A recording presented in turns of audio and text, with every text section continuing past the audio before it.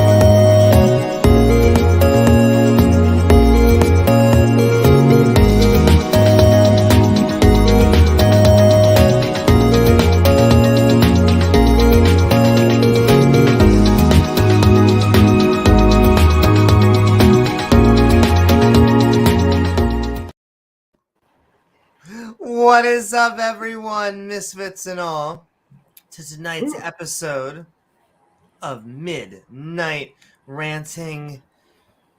Good morning, guys. And evolution? Oh my, that's right. What is up, everyone? Where tonight we are throwing a debate after party of Ken Hovind vs. Amy Newman on the topic of universes and evolution from GodTvRadios Brett Keane. So won't you join James W. and myself, Amy Newman, for a cosmically good time? Oh my.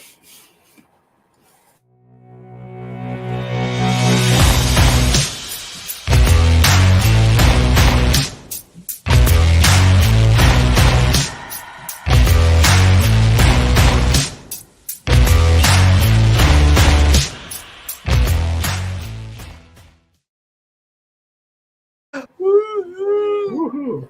That's right. What is up, everyone out there on the interwebs? Please don't forget Shooting to fish like. out. Oh my. Let me tell you, it doesn't say where Jesus shot that fish out of. So I can just imagine, he bent over and everyone got a nice meal. But I hope that you are having a good evening, morning, afternoon. Depends where you are. That's right. But please don't forget to like, follow, and subscribe, because then you gain access to that bell icon, which will send you reminders to see our premieres or join our live streams. What is up, interwebs? Or intertubes. We are also amazed at the internet, how it goes right through there. Wow. Yeah. Don't ask. You can't ask how, though. It just does. It just does. It's through those 5G chips that we got installed. Poof. The internet just, it goes. That's logistics. Only strong in science. Religion, it's a little fishy. But we are a skeptic channel, including the two schmucks that you see before you. That's true. Animal schmucks. Other animals. But after our opening statements, we will be opening the floodgates, or rather the open mic, so anyone can say their mind about the topic. Atheist or theist, liberal or conservative, come as you are, just not on my sheets. I'd say Ken Hovind could come on, but I'm sure he's tucked into bed. I was going to say, does he have permission? He may be in his PJs. I don't know. Ask Matt Powell. Because he tucks him in, kisses him goodnight. In a thong. What are we talking about? Anyway. Yes, this housekeeping is sponsored by our Patreons over at patreon.com/Amy Matt Powell. Newman. Oh, Similar. Very similar. Yeah. Which helps us make even more fun content and, of course, helps me slowly become Carrot Top. doesn't say Kent on it. He gave you permission to. It does. Should I take a Sharpie? Is that what he's trying? I wouldn't deface it. I would just put like a little sticker on there. You can take a sticky. Yeah. But we're having some SpongeBob logic, ladies and gentlemen. Sometimes it's just you gotta use your imagination. Wacka Newman. Wackanoo. Oh my. That's a different late night podcast. But sending love also to us from the Atheist Roundtable and Atheist Network. Hey, Woo-hoo. Jenna What just is had a up, show on Oz? tonight. It was good. I know. Sending love to Jenna out there and basically the entire hashtag Tangang, yo. Because connecting atheists, because we don't have to schism. Isn't it nice not We just having do it for to fun. do holy wars? Well, exactly. Yeah. We pollinate. It doesn't matter how small, big we are. Also, that's what he or she said, I think. She is the size queen. I just kind of, it has to be 15 feet. Very specifically. You get something that's 14 feet, and I think, like James says, you have to go back in line. You have to go ask for the manager. You got the short end of the stick. Exactly. Become a Karen at that point. Ryder? No. Sending love also to us and Ian Davenport. Ian. Woo, sending love, Ian. Reminding He's gonna us. watch tomorrow, he said. Woo-hoo. Well, and we are with you whether it is in the future, the past. We're always here, and at least one of the hosts is queer. So, woohoo! Sending love. Pass, because that speed of light just randomly changes all the time. You never know. You never know what the speed of light's going to be. Maybe it was just really fast in the past for whatever reason. I think that is something that is a rarity.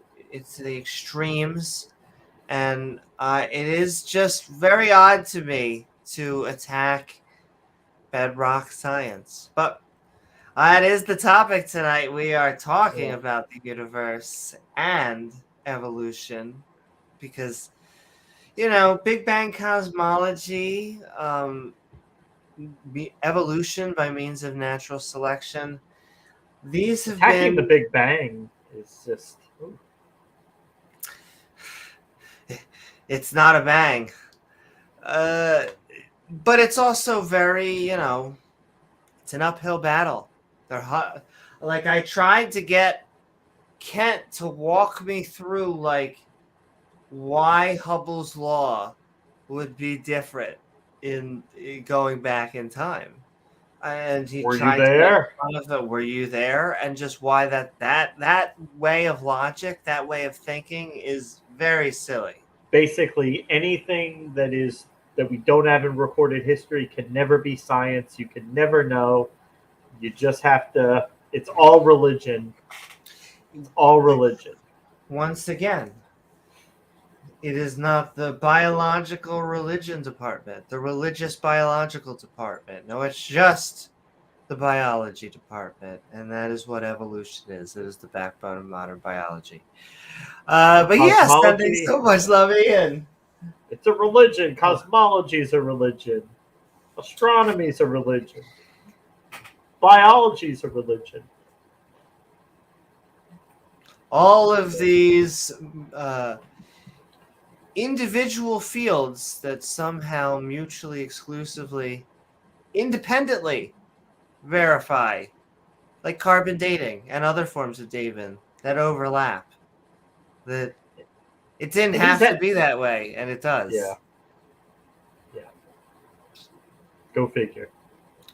And also, when we hear creationist arguments, it makes a Like we grumpy just old did. cuss, and like we just did. It makes us go bleep, bleep, bleep. And a grumpy old cuss would like to agree with us because, the 6,000-year-old Earth, I don't understand how a star, a planetary system. I tried to get logistics tonight. I do not think I got any. Well, since nobody has ever sat there and watched the star form start to finish, we just don't know. We have no idea how it happens. It's a religion. We just don't know. It's not part of science. And that's such an unfair That's such a silly. definition of science to basically say, besides what we can know in a human time span, everything else isn't science. What? What definition is basically science can only be anything within 100 years? And that's being generous for the human time span? He's trying to Really? put everything else on par with religion to make his faith seem less silly Gotta. than it is. Exactly. You all have faith. You believe in science. I believe in Christianity. They're the same, right? No. No. There is a reason that we do not teach the 6-day method in physics class when we are talking about how the universe. We go over Planck time. They're slightly different. Right. So, yeah, everything's moving forward. You go back in the past, everything was closer together, but were you there? There. Are you there? Makes sense to think about it that way. Maybe that's I how it mean, worked, but were you there? by that realm of logic, no religions are true. I mean, he Well, was no, it may be true. It might be true. It's just not part of science. So. not part of science, though. Out of the other, uh, every once in a while they try and sneak in, but their view is what actually science supports. It's really us. I love evolutionists. What a term, because you just got to add ist or an ism onto something and you can instantly dismiss. Maybe add a neo to like right before and you're Or good. meta, Or a meta, neo exactly. metaphysics, Neo, meta, para. physics, How many buzzwords cosmo. can we fit into? You just got to align your crystals, James, and we'll be there. Also, sending love. I I see have. James Wolf and Dave Gar sending love, Hey and I'm guys, sending love back. maybe if I was like that one guy who kept getting, who got like 200 COVID shots in Germany. Maybe if I had like enough of that in me, I would connect automatically to it with my 5G. But no, I'm not hooked up to that level. New World Order. I ordered a new 5G chip. What is taking so long? Yeah, I mean, they're more efficient than the old World Order, but not by much.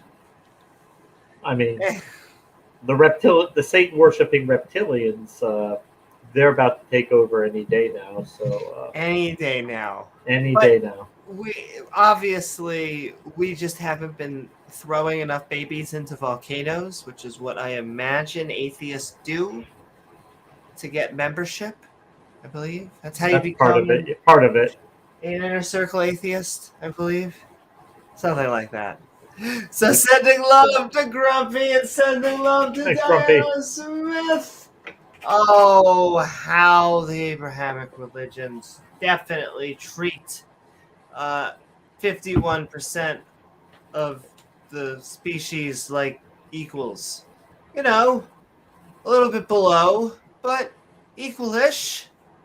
Sort of. Equalish. Sort of. Definitely sort of. And they always are like, "Oh, why are you so triggered by this?" I mean, they're the ones who had to go out of their way to genderize things and then make sure which gender went first. Oh, Men first, please. Please, please. No, you better. Ha ha ha ha. Uh-huh. Ha ha ha ha ha ha. Yeah. But no, it's not really a liberal egalitarian document, the Bible. And I always No. love they try to, spoiler alert, with slavery, but they're always like, did you know that there were Christian abolitionists? Yes, there were indeed Christians who ignored the Bible. In fact, that happens all day, every day. I was on Jenna's show tonight. The lady was trying to say, "Oh, the Bible was really opposed to slavery. That's why the slave owners had No. they would give slaves the Bible, but it was an edited Bible because the real Bible is so anti-slavery that if they would have read the real Real Bible, Scotsman. they would have instantly revolted. And so it's not Christianity's fault; it's the fault of the slave owners for modifying Christianity to suit their evil purposes. No, really. I honestly, when the Confederates quoted the Bible and used it in their Constitution, I don't know where they would have gotten the idea from. I assume the Bible, but In the but who proper knows? context. The mystery. Yes, the proper context. But the mystery continues, folks. The mystery continues. So when the Bible says, be the best slave you can be, serve your master as you would serve God, it doesn't mean that, per se. No. Exactly. When Jesus is like, slaves, obey your earthly masters, what he meant to say is, slaves, pick up swords and go slay every master that you set yourself free. Set yourself free, yes. Right after, I think, the 11th commandment is, thou shalt not own others as slaves. Right? That's in the Bible. That was on one of the ones that Moses dropped or whatever. The 15 10 Commandments. Oops. It's a good movie. I wish, I'll be honest with you folks, and this may be a few years down the line, but the propensity for me to want to make, and I assume James, collaborate and make a atheist movie, and atheist type of just any type of Mel Brooks's type of comedy. It would be amazing. One day, ladies and gentlemen, we're getting there. As well as convention. With your support. Exactly. Hashtag better. And hashtag we would like to one day do that conventions as well. Thing, yeah. Debate Con was a blast. I'm hoping there's going to be a Debate Con too. And I guess that's going to be. I'm looking forward to all sorts of events. So hashtag all sorts of debauchery and hashtag attempted sodomy. Oh my, and James, it's never attempted. Never. Well, okay, sometimes. Just that one time. Just that one time. Yeah. But sending love, it's not a competition, James. It is a little bit. It's a lifestyle. And sending love to Pat Loninger. Woo-hoo! Thanks, Pat. Our archaeologist friend who reminds us that, well, when it comes to sacredness, a lot of times it's kind of like bath fitter. You just put in the new religion right over the old religion. Fits great. Convenient. It's convenient, you know. Very convenient. You have to get a new sacred space. I mean, like exactly. And look, James, I know like the Hagia Sophia in Istanbul, which used to be Constantinople. Can just what was once a church became a mosque will one day become a museum. It's the proper transition. A museum to atheism. Yeah, there you go. But sending love to Pat Lowinger, who Thanks, you can Pat. find also at youtube.com/the fabulous, the wonderful, the amazing. youtube.com/_ Biddy Buddha _ ba ba ba ba ba ba. Biddy_Buddha? Or no, just underscore Biddy Buddha. There you Yes, go. where you all should learn some shit. And there's so much amazing non-believer content out there. But we're gonna get Pat back on here as well, and sending love to Dale Pastel, who's reminding us that we're looking for a little bit of empirical evidence. It's true. Which is funny. It's the one thing that just seems off. They love critiquing empirical sciences that are filled with evidence and other things. And what is up, everyone? I see Bryce, Real, David, Norfolk, Dave Gar, everybody out there in chat. Dan, God equals the square root of -1. Mwah, mwah, mwah, mwah, mwah, mwah. Yeah, the Illuminati retired. They're not. They went mainstream, and now the name got like out. So, like the Bohemian Grove, they can't go sacrifice babies to their owl god anymore. It sucks because you create Alex Jones busted them. An organization to control the world.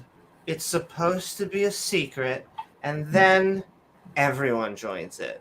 I mean, what is even the point of joining an organization in which you can have a global influence over the world if everyone's going to be a part of it? Yeah, I mean, like the reptilian shapeshifters walking around, and they just see just random bums walking around here. They're like, what the hell? This used to be exclusive. I know. Look, if it's cool if like you have one friend who is a lizard that has a space laser, but once again, if everyone's a lizard with a space laser, and we are sending love to Dale Pastel and Dave Gar. Regos is out there. Hey, Regos. What is up, Regos? Dave Gar was out there. Dave Gar wants you to go to bed, but oh, I have definitely seen bed. It was a good year. Reminiscing. But we're sending and hoping you're having a good time out there, whether you are working, whether you are cuddling up in bed, or whether debating, you're painting the house. Well, once again, it's hard when you consider yourself a master debater. You have to debate in the morning, you have to debate in the evening, and then you're getting frisky. I understand. You're in the shower. Sometimes I even debate there. I mean, you hate to lose a debate to the showerhead, but which I often do, James. Yeah. You fight and you fight, but then everything just comes out. Syllogistically speaking. Of course. Socratic gangbang. Everywhere, all over the place. But we're sending love to Dave Gar, reminding us that, these books used to support a flat Earth. Now, of course, they've reinterpreted, they retcon everything, because that would be silly. Well, Amy, it says God stretched out the heavens 37 times, so basically maybe that's the redshift. Maybe God's just up there pulling everything apart. That's dark energy. Which is so weird, because if you're going to agree with all the evidence, and it basically was sounding like he was agreeing with at that point, you're basically agreeing with the major points of the Big Bang. You just want to do everything but the label. I mean, it's just microevolution. It's just light. Oh. I've just filled up with so much evolution lately. Do you have any microevolution? Less calories, maybe? Oh, you can, but you got to be careful because you drink too much of it, and honestly, it's the same type of evolution. Oh, just over a longer time. Oh. But sending love also to Regis, who reminds us we have a skeptic Bible study. And we have been in Deuteronomy chapter 5. And man, hasn't there been so much wisdom, James? You're surprised by just the amount of census. I don't know if I would have been able to take a census before the Bible came along. But now, just like Over and everything over else, and over again. morality, I used to throw rocks at people, and then I was like, God exists, so maybe I shouldn't throw rocks at people. It was that like objective. That's that objective theistic morality. exactly, it flew through me, but at least it wasn't flowing rocks. But yes, sending love to Dave Garr and sending love to Scott Duke. Scott Duke. My! I mean, there's a few items that really are about the topic. And first of all, sending love to youtube.com/answers in atheism, Speed of Sound, who is just an amazing dude. And Scott. Scott is a mensch. Scott Duke. And hyenas are amazing. And other animals, once again, key other animals. They preface it in such a tone. They just pick an animal, they pick a plant, and then they just prepare to all over it. I'm sorry if you're eating, but that is what they do. They're basically like, can you imagine? Are you telling me you're related to a pine cone? To a porcupine? Spinach was this one tonight. Spinach. I mean, Amy, of course, she's like, we're related to the spinach plants. yes. The spinach is just a leaf, but the plant that makes the spinach, that we're related to. And then he really kind of, once in a while, you kind of tickle him when you pointed out the before the flood, the dinosaurs were vegan. He just kind of, he's like, well, because like, she's seen my seminar before. I know exactly. I was gonna say sometimes I know what their views are, so I guess it's just like, well, I mean, clearly, when all the animals were shout out to vegetarian bird out there, because it Real makes sense. Real wants science. to know our thoughts on veganism. On veganism, sure. So I think that we take first of all, a moderate position on looking on other animals, because first of all, we try to say that the point we're bringing up, this is just my asterisk before I go into it, is that they think that animals were basically poofed and to lord over them, and that we not only were they made for us, but we have basically dominion and control over them, which because of our big brains, that's true because of guns and weapons and other stuff. Now that really has nothing to do with veganism. What I would say is, first of all, I consider myself a other animal rights activist because even when we eat other animals, I believe in something that I call hotel farming, which is we should be treating other animals with as much respect as possible, especially if we're going to eat them. I mean, you might as well give them the best life if you're going to do something that I forget which comedian. They're like, listen, if you're in the middle of the desert and you give the goat an option between killing and eating them or flipping them over, and the Goat Hider's Guide to the Galaxy might surprise you. So I think, first of all, that our morality will change. I have a little bit of cognitive dissonance when it comes to I could not eat a pig that was next to me. There's no way I could kill a pig. There's no way I could kill another animal next to me. So in some ways, I have other people do it for me, and that it's become like a cuddly version of it because I don't see any of the death. The bad part about it. Yeah. Don't look at what makes sausage. What I think will happen is that slowly but surely over the course of 100 to 1,000 years, is that I think there will become lab-grown meat, not just vegetarian substitutes. I think that Actual eventually biological meat. actual meat that is just grown in a lab, and what will happen is the market will phase it out to the point where you're going to see an advertisement that says definitely has real meat in it, which means that there's From 1%, a real animal. Animal grown meat and like 99% lab. And we will have just become used to it.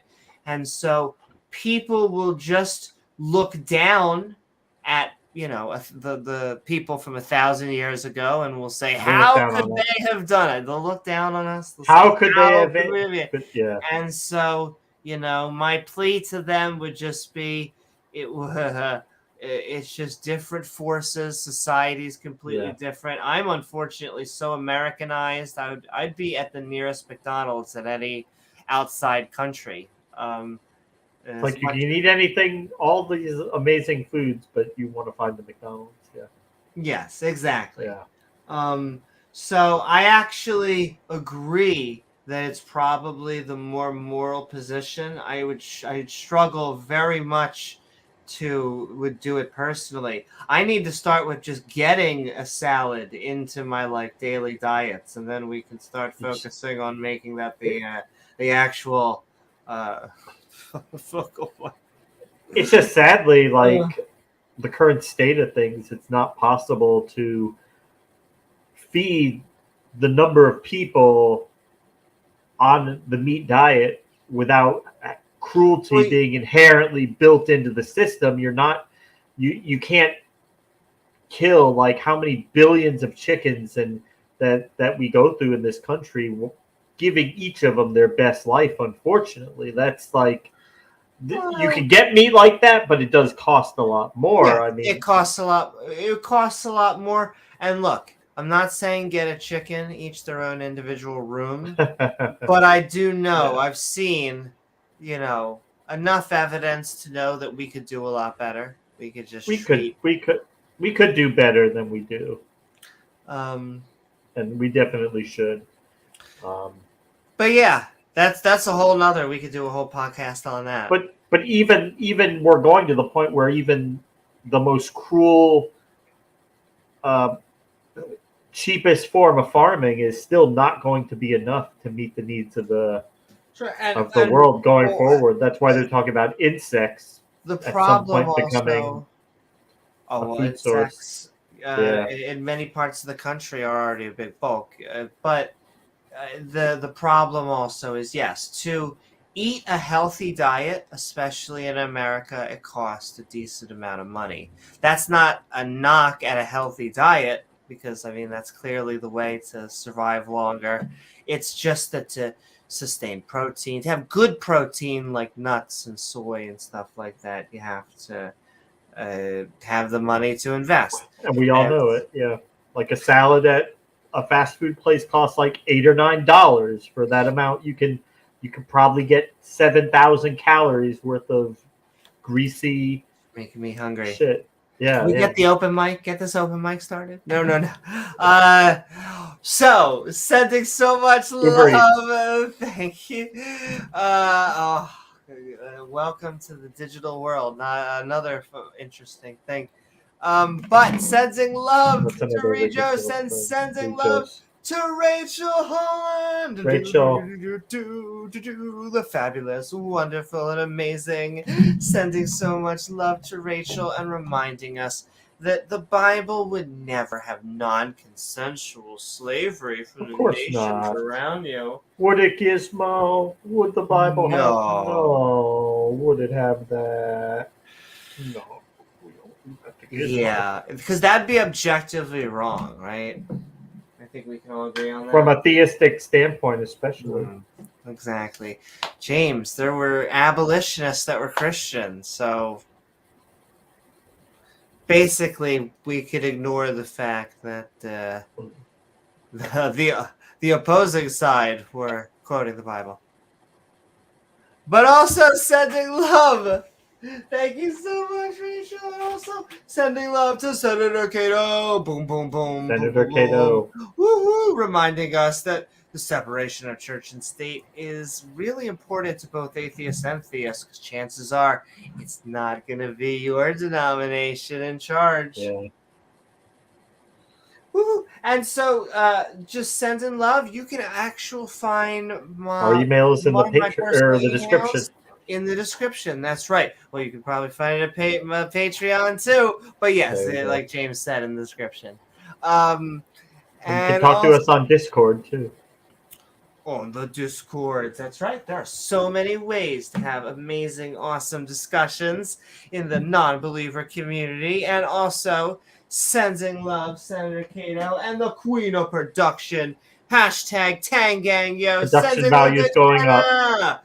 Whoop, whoop, whoop, whoop, whoop, whoop, whoop. And just like James was saying, there was a fantastic Tangang Jenna themed podcast that was just on youtube.com/the Atheist Network. So why aren't you setting a reminder so once this is done, you can go watch that. Watch a video about a person in the black church talking about atheism attacking the black church, basically. Atheists are trying to take down black Christianity. I think it was Black Atheist Rants who said that, there was kind of a phase of reclaimal. Is that a word? Reclaimal? And so it's hard because there is a cultural community when, you have a church. And so it's very hard to break apart and become from the in group to the out group. I like to think that you find a really good replacement in the non-believer skeptic community. But let me tell you, I can't imagine that Band-Aid's easy. I really am not envious, and send love to any non-believer out there or believer who has maybe just not traditional beliefs from what are getting pushed by your system out there. Sending love. And sending love to, once again, the Queen of Production, Jenna. Woohoo! And James Wolf reminding us, woohoo! We are Midnight Ranting. Oh, woo. In fact, you will probably see daytime. Chances are it will go from night to daytime. But we're having fun whether it is night or day. So sending so much love, James, or both. Why not both?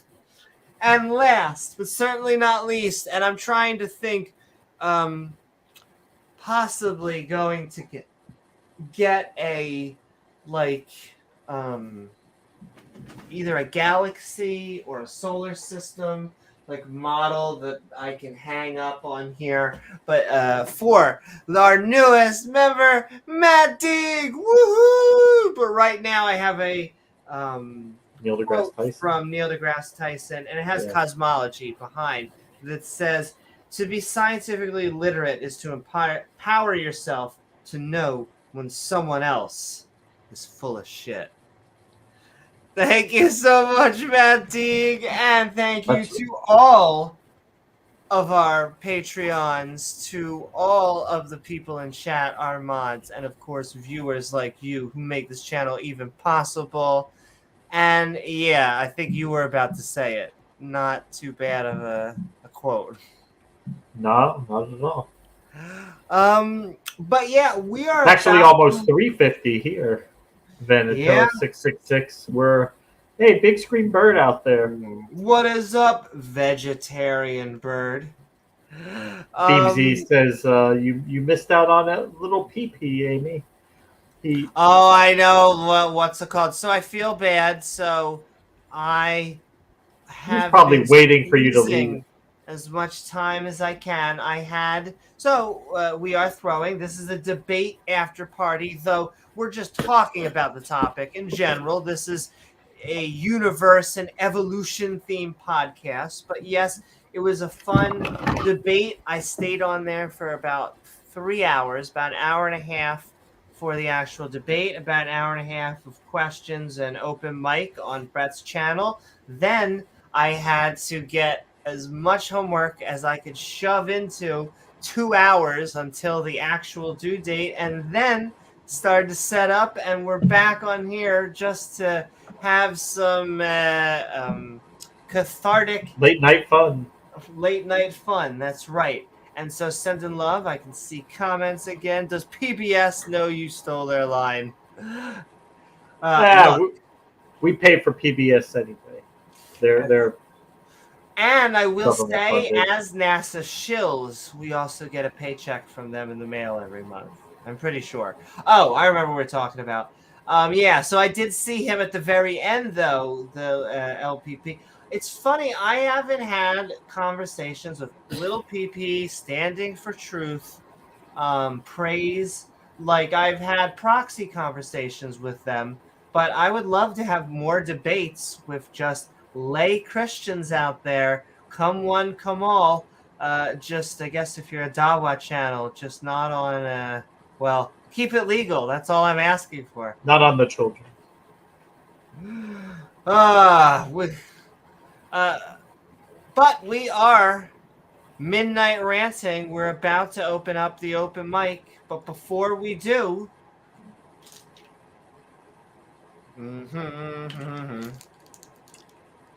sponsored by Sugary Saltwater.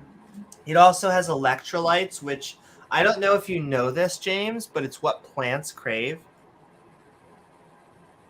Yeah. Rondo has what plants crave. But yes, keep on tagging James W. and myself. So now and y'all Amy Newman. Don't get to see the presentation that was supposed to be given tonight. Which, like I said, I'm sending heart out Alternate there. format.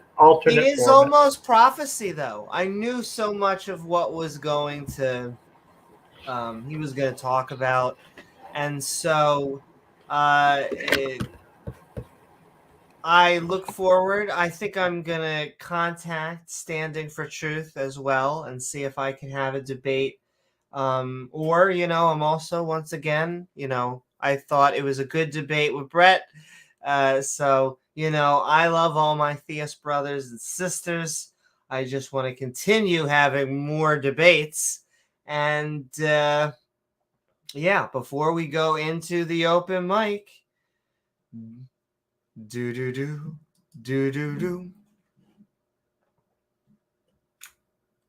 Also jazz hands. Bye, real. Bye, real. And yeah, it really is. It's almost 4 a.m. But if Keep it's it late, real. early. But yes. The universe and evolution.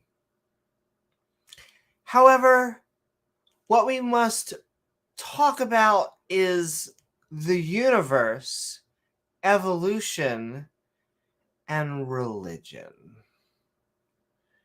Because the enemies of science, they do not like Big Bang cosmology or evolution being the backbone of biology. And this seems to stem almost universally from a religious perspective. Oh. Now, they won't tell you that. Gay men. Gay men. Oh, finally. But they won't tell you. In fact, what they'll say is that they're here to talk about science. We see the same thing with flat earthers who believe the only real reason children are taught that the earth is round something that we can't see with our own eyes and have to use experimentations to prove, is only taught using our tax dollars because biased scientists have control. Does this sound familiar to you? Another thing we must talk about. This tactic is how these apologists are more like politicians than scientists, working to convince the masses that there are two sides to the science that we use in the lab daily. Each time a new strain of virus evolves. Thus, political correctness must begin. Oh, the creationist says that's just microevolution, like microdosing mushrooms, but lower dosages and time frames. I don't care what label. And to set a tautology so our heads are on straight, evolution is evolution. And when something mutates to kill us, it never seems God or his supposed speakers are the ones who solve the problem. Instead, we hear statements like, a dog will always be a dog. This is true. There'll always be a candid, including wolves, foxes, and coyotes. There'll always be carnivore, one of my favorite branches, including dogs, cats, and seals. And other predators that want to snuggle your face off. And hey, while we're at it, dogs will always produce mammals who will also have spinal cords from being chordates. We can do the same for ourselves. A human will always give birth to a human who is a primate, who is also a mammal, who has a backbone, just like our ancestors with fish. That's right. Genetically, we share more in common with fish than a fish does with a shark. Gasp! Are you saying we had fish-like relatives? Yes. And if the truth offends your sensibilities, then I don't know what else to say. Don't fall for political correctness. Evolution states a species always gives birth to its species.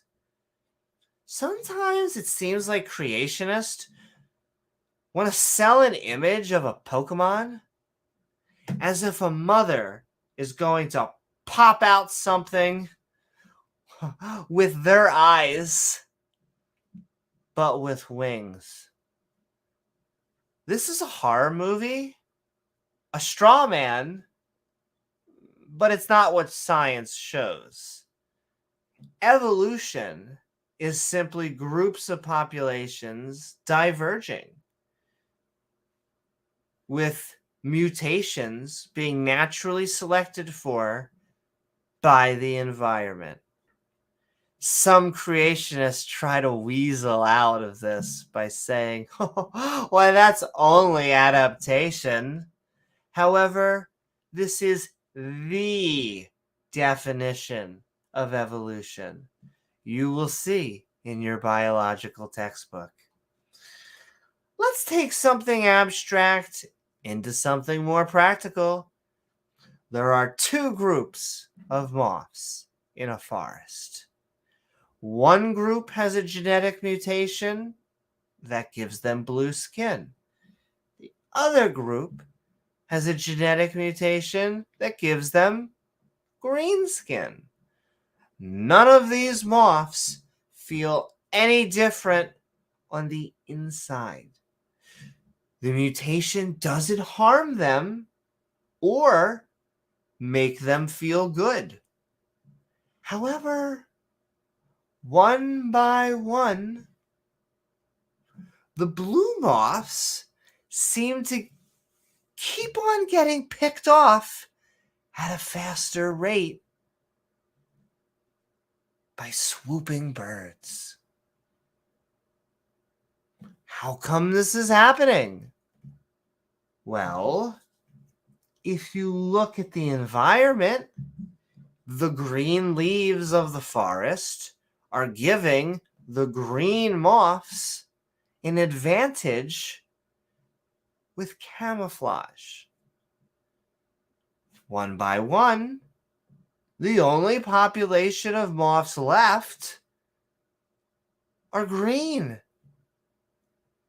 This process is evolution by means of natural selection.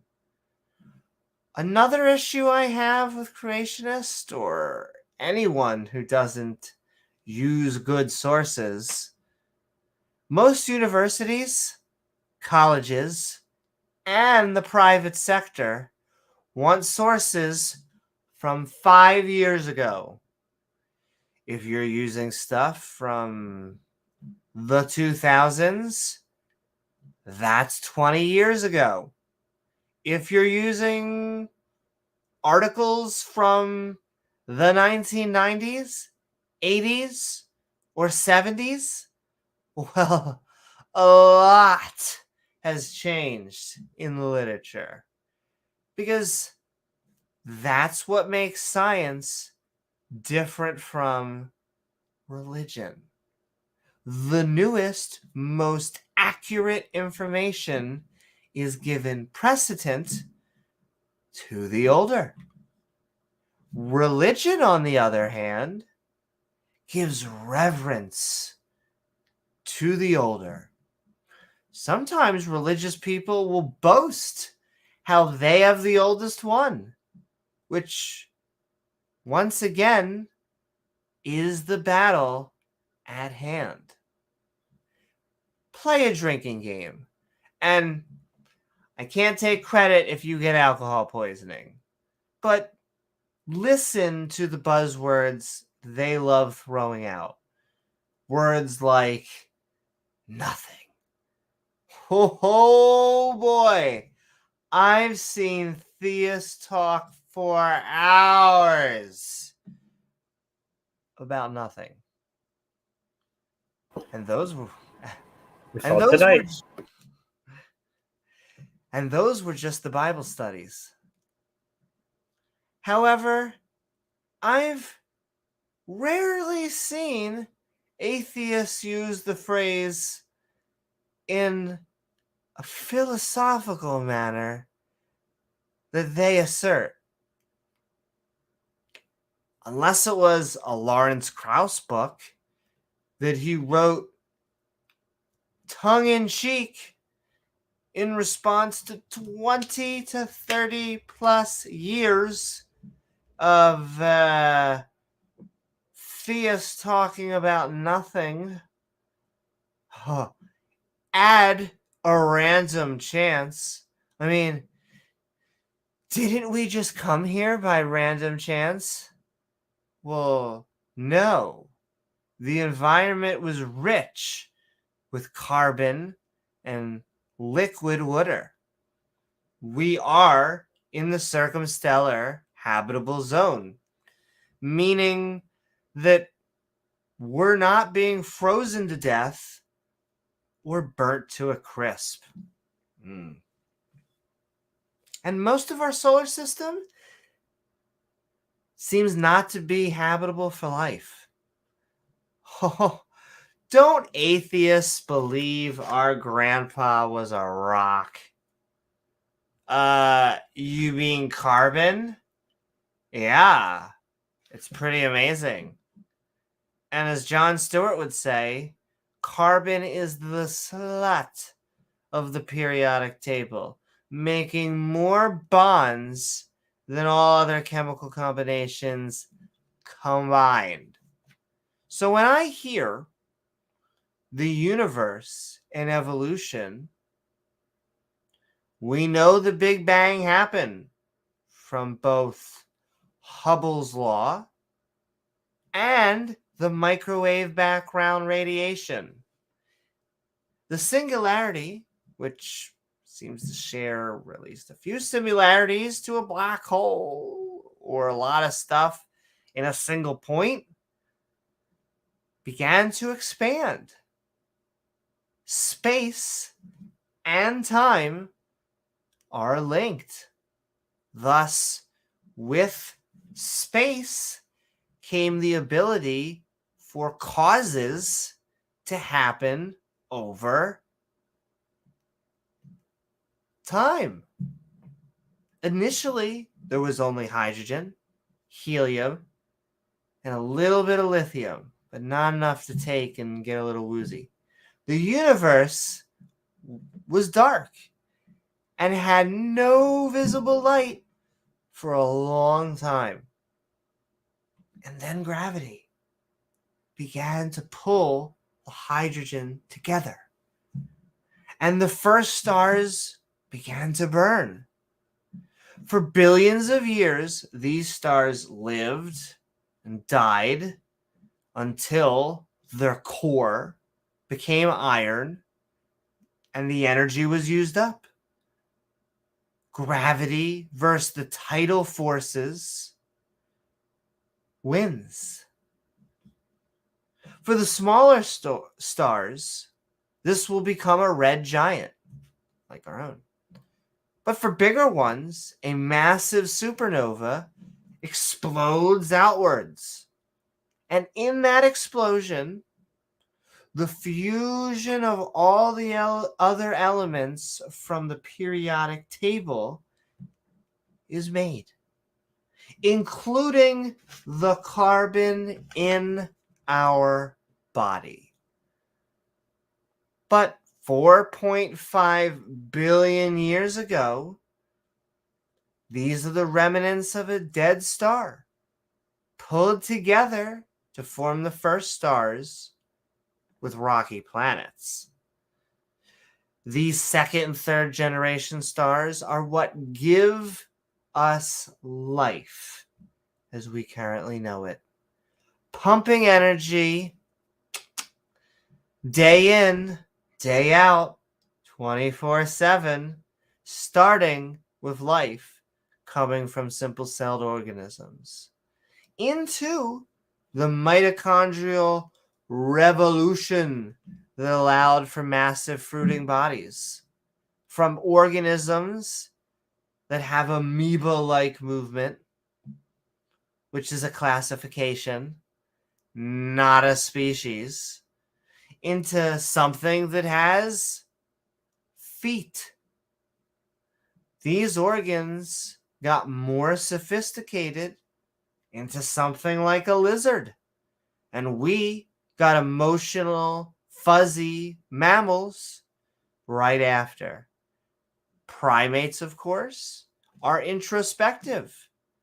But so are birds, especially crows, who have many equivalent brain structures.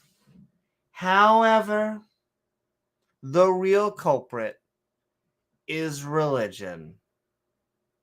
Doesn't matter if a preacher, pastor, rabbi, or imam thinks that evolution or the Big Bang is stupid. That's their problem, not science or the people that teach science. Don't fall for politically correct phrases or projection. Are you tired of your religious views being called a fairy tale? Call whatever branch of science disagrees with your religion a fairy tale. If you get any logistics from a creationist, that would be an actual miracle. How did God create the universe? How did God create a solar system or a star? How does a snake talk? How does a man live in a giant fish?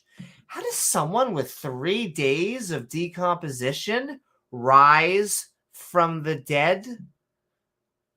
All of these are scientific and not religious questions. However, creationists will, on the one hand, say their views are not scientific, but then turn around and say they are totally, indeed, backed by science. Which science text, you ask? Why, it's a good book. Their holy text. The one they presumed was true from the beginning. And if you're starting with the Bible, then the science doesn't matter. Now, I'll say this war doesn't need to be fought. Most theists have religion in one bucket and science in the other. They may believe in a God, but they use science like evolution in the lab. Because there's no contradiction between a deity and the diversity of life or the expansion of the universe. However, as far as my non-believing arse sees fit, the reason these subjects are taught in school and the other subjects are taught in church is because one is religion and one is science. Thank you. And woo! With that, what is up, James? I hope you are having a cosmologically good time and are evolving into some fun. What are your thoughts? Well, I can tell, we can all tell that you put a lot of work into that, and that was a very, wow. I think you really laid everything out there, so I don't know. I always have to go after you. I don't really know what else I can say about that, but being that it's after 4, why don't we open it up and get everybody in here? Big Screen Bird, I believe, is one of the smarter birds, yeah.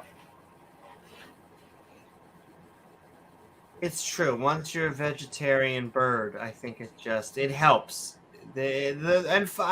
Once again, I can't remember how many times it had a really bad flood event, and then I just wasn't able to eat meat. Well, before the flood, they were all vegetarian. And also, I'll ask while we're getting people on board, what were your thoughts about the debate? I thought you did very well in the debate. I thought it was a good discussion. I said before, I think Kent was on his best behavior. He was on his best behavior tonight.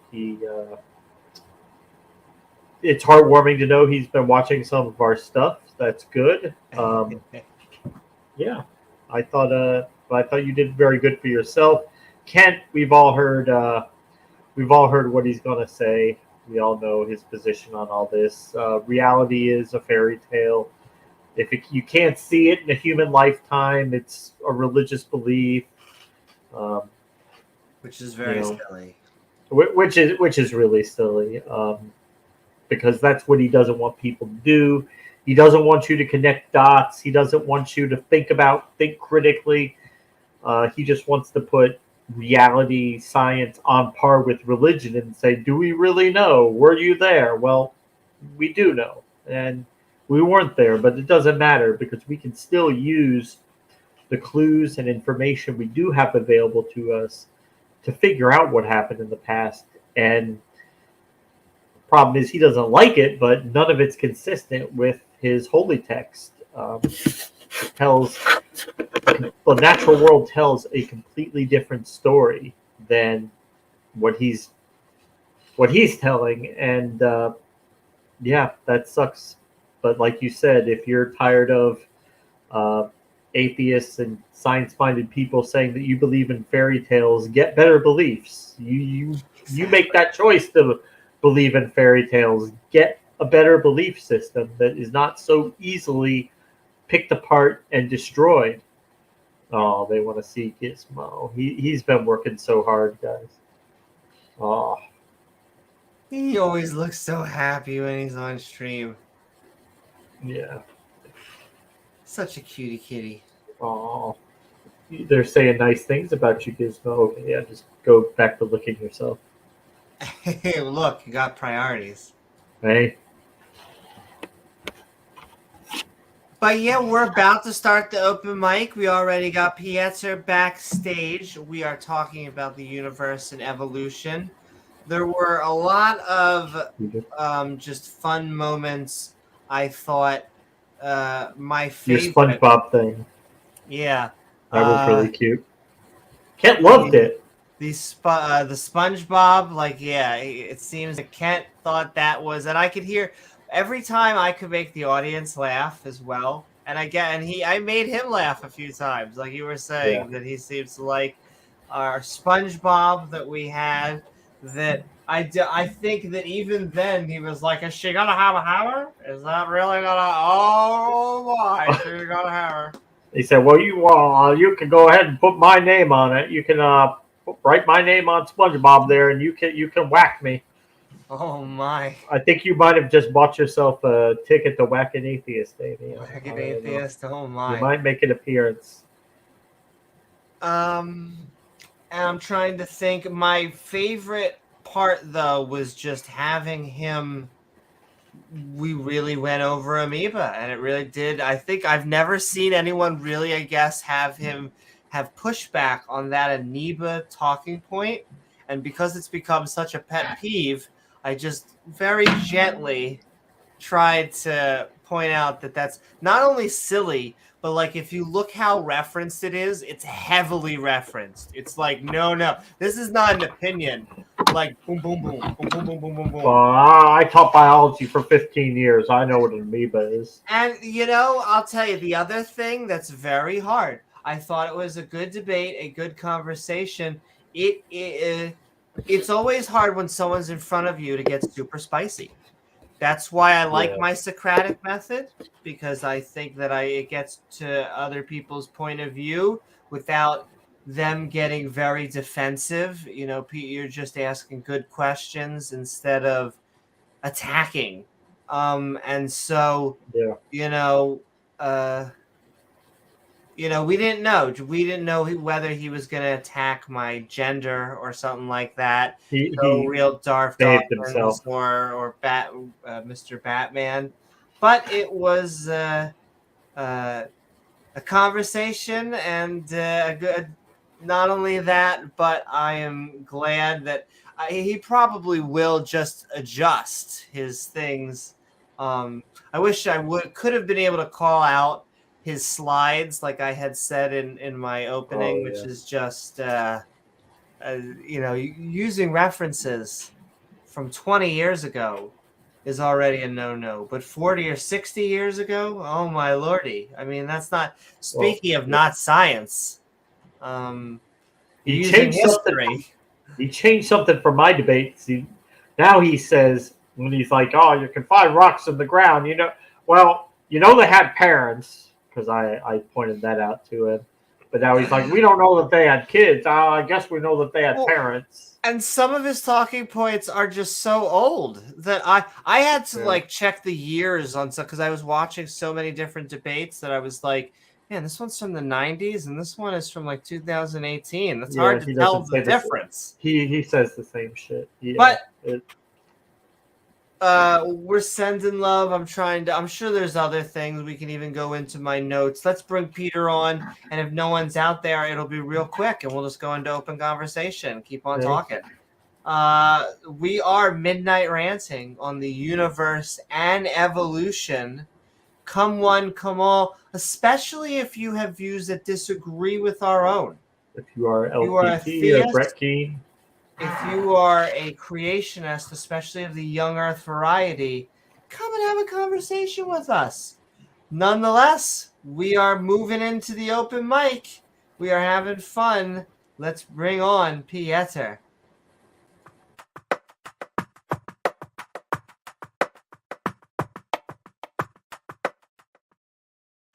Woohoo! What is up, Pieter? I hope your night is going, or day, or afternoon is going fantastic. Morning. Woohoo! Well, good morning. And I really want to know, what are your thoughts about the topic, the debate, or anything we've been talking about? You're going to get mad with me. I haven't seen the debate. Oh, not anything. And the reason for that is that what I didn't know until I think an hour or two before that I was going to do an entirely new series, and I didn't know. But so Jackson Wheat has a series on the history of the planet, going through all the Mesozoic, the Paleozoic, the Cenozoic, all the Zoic guys, as Kent Hovind will say that.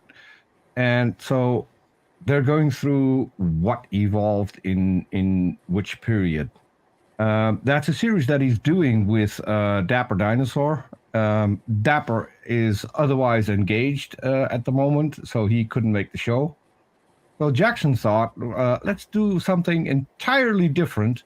Let's take some real, actual stuff that is being used at the moment, and let's go through that. So what he did is he came up with a book. Let me see. Wait a minute. I can do things. So. Was this on your channel, Peter, with Jackson? No, this is on Jackson Wheat's channel. Wheat's channel. I'll have to check that out. Here's the book. Did man get here by evolution or by creation? Which is a fun thing to know. It is a book made by Jehovah's Witnesses. But it was a book that was overall adopted in the Christian religion because it is about creationism. The book was published in 1967 and contains literally every argument Kent Hovind makes today. And I'm not even kidding. Everything is in that book. Nothing new, nothing out of the ordinary. Everything is in that book. So tonight we did our first episode, going through the first chapter, and pretty much debunking everything in the book, because it is still an actual thing. Because literally all the creationist arguments are in there. So yeah, that's one of the reasons why I didn't see the debate. The other one, I mean, obviously, is Brett Keane. I had a little chat with James while the debate was going, and I had a little look at your Discord server while the debate was going. Not a lot of people were pleased because obviously he's a grifter, so he put the side chat to all only subscribers because he wants people to subscribe to his channel because he can't get people to subscribe to his channel, and I'm not surprised if you're going to do a show in your underwear bitching about someone that I think is a friend to you and me, and that is Cindy Lincoln, and you had her on your show under the guise that you wanted to give her a platform to talk, and then you're going to stab her in the back. No, not going to go to that channel. So I'll wait until you mirror the debate on yours, and then I'll watch it. You've probably done fantastic as you always do. So I didn't have any worries about the whole thing. And that will eventually be happening. We will be mirroring. And so debating creationism, it is slowly becoming the same thing as debating a flat Earth. I mean, yes, we have pictures of the Earth being a globe, and we have evidence that evolution happens. We can see it in real time. We can see it in nature. We can see it in the lab. And so, yeah, please stop it. Get to the 21st century and actually adopt what we know. Educate yourself on the topic. And yeah, that's pretty much all I have to say on this particular topic. Thanks, Peter. Woohoo! Thank you so very much, Peter. And all right, with that, we are now going to move into the open conversation of Midnight Ranting, Universe, and Evolution. Though the link is pinned in chat to come join us on StreamYard, feel free to join the live fun. And we are looking especially for views that disagree with our own. Though if you agree with us, feel free to join as well. Yeah, I mean, there's room. But what do you think? I got an entire studio back there with a nice couch. So come on in. Peter is not wearing underpants. Again? Are you wearing underpants though? I always wear underpants. Oh, okay. Oh my! I even, and I will stand up. You have overpants. I even wear pants. Oh my! Yeah. My trusty Levi's 501. I have found within the past year or so they've become kind of mandatory. I've become just a fan of wearing, pants, skirts, something just below, right below the waist. It's been a fun time. Yes. And so in my case, Levi's 501, you can go by the size, so I can buy them online, and I don't have to go into a clothing store and try it on. No, this is easy for me. And so I don't even have to leave the house. Guys, we are going to add pseudonym to the conversation. That's good. Is that his real name, or is it a pseudonym? And that is their name. But pseudonym, what is up? I hope you are doing well tonight, today, or this afternoon. We are talking the universe and evolution. And what are your thoughts about the debate, the topic, or anything we have been talking about? Thank you, Amy. James. I think your name is Pat.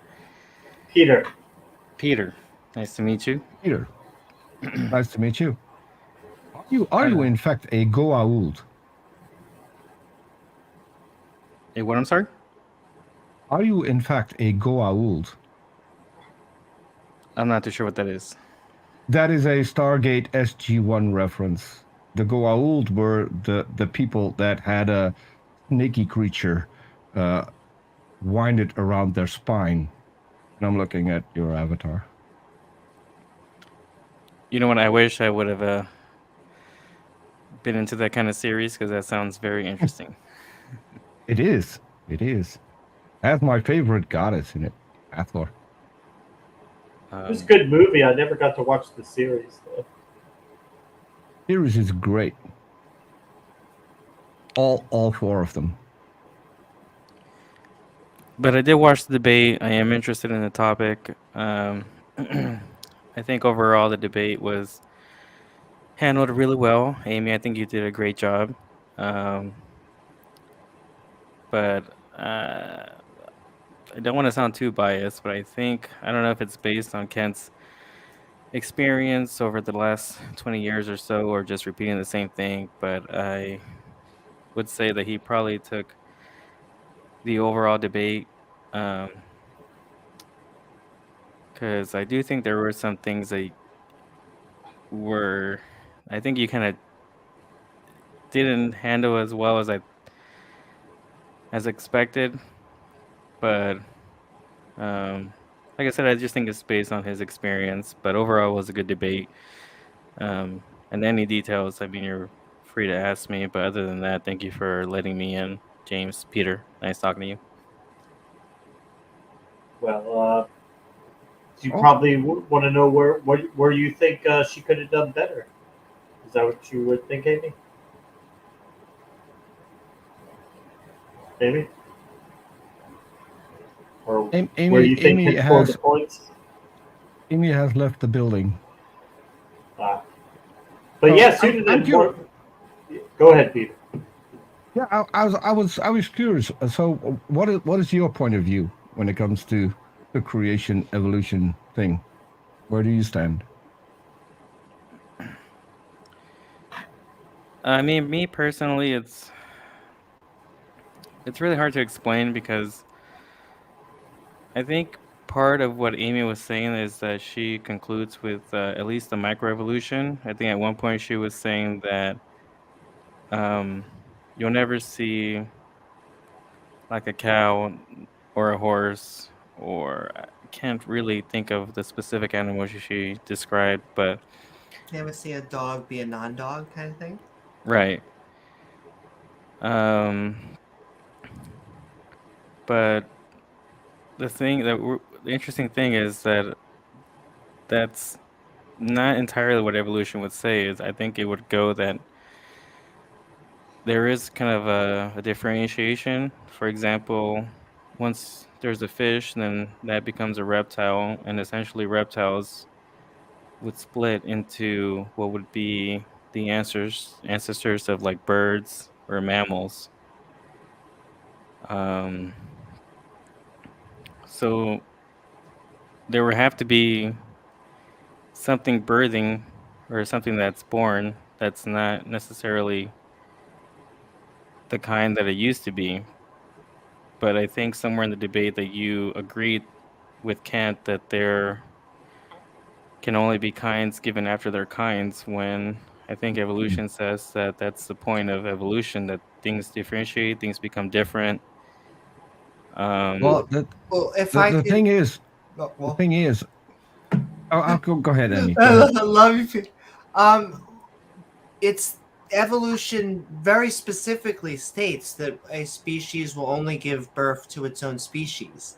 And so when creationists are saying something will only come after its own kind, I mean, they're taking something that evolution already states and being like, aha, but it's really this. Mm-hmm. But it's not like you would not imagine something to just completely turn into something different, like something to give birth to something radically different. That would be, I don't know, I would almost say not magic, but it would be very odd. It would be like a Pokemon thing happening in real life. But what happens is populations change over time, over many generations. Just like with the moths, it's never that it gives birth to a non-moth. In fact, asking when we will be different is like asking the question, when will a human stop giving birth to a mammal? When are we going to stop being mammals? And the question is never. We will always be mammals. We will always be the higher level categories.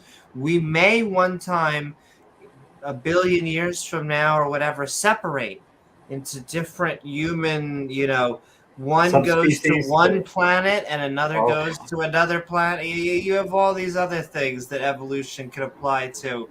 But, right. But you never have a species giving birth to another. And I know Peter wants to respond as well. So Yeah. So my example to go to is and keeping it in line with Kent is the dogs. I mean, we know that humans bred dogs from the gray wolves. So was there a point where a gray wolf gave birth to a dog? No. It was a slow transition. And when did we start calling it a dog? Well, if you want to see that, get a piece of software where you can imaging software. It comes with most operating systems for free, and make a gradient. So make blue on one side, red on the other, and make a gradient. At one point, does blue stop being blue and becoming red? There is no point in the entire gradient where you could pinpoint where it stops being blue and it is already red, because it will be shifting. There will be a kind of a purple in the middle. So, and this is the same thing with evolution. If you have animals that change over time, it's gradual, and you won't even be able to pinpoint where it stops being one species and starts becoming another, because species is a very loose concept. It is something that we want to put everything in boxes, and we're looking at this gradient, and all we do is picking points in the gradient and giving that a name, and that is what we call species. But it is always transitioning from like the color, from one color to another, and then it starts transitioning to another color. This is how you need to see evolution. And the fact that creationists will say they will bring forth after their kind, correct. We are, strictly speaking, still fish, still reptiles, still mammals, still apes, because we never stopped being the kind that we were. The kind just splits off and changes over time. I'm going to let Pseudonym respond, and then we're going to get Clockwork Rex in. No, yeah, that's fine. I that's what I mean. Like, we can agree that things come after their kind, but we still agree that there was a time where we can pinpoint where things separated from themselves, even though I think Peter said that you can't really box in that differentiation, but there is a time where we try over the gradient. We try to pinpoint things where we can actually see big differences between two different species, and that is what we will call a species. But the transition is completely fluent over time. Yeah, but it's just that our brain doesn't grasp that. We want to have everything nicely put in boxes so we can identify it, and that is why we came up with this solution. No, I agree with the solution, but I think the point is that there was a transition. So there is something that gave forth after its kind that wasn't its own, and I think that's what it is still the kind, though. So a good way of explaining is that you came from your parents, right? You can have children. They can have children. They can have children, all the way down those lines. Let's say that you go 10 generations from your own. Your great grandchildren will still be in the family that you are in today. They can never outgrow their ancestors. So No, I the same- know what you're saying. I completely agree, but Yeah. I think somewhere in there is that you're supposed to accept that a reptile eventually became a mammal or a bird, and Yes, but it's still you would have. classified as a. It's still classified then as a reptile.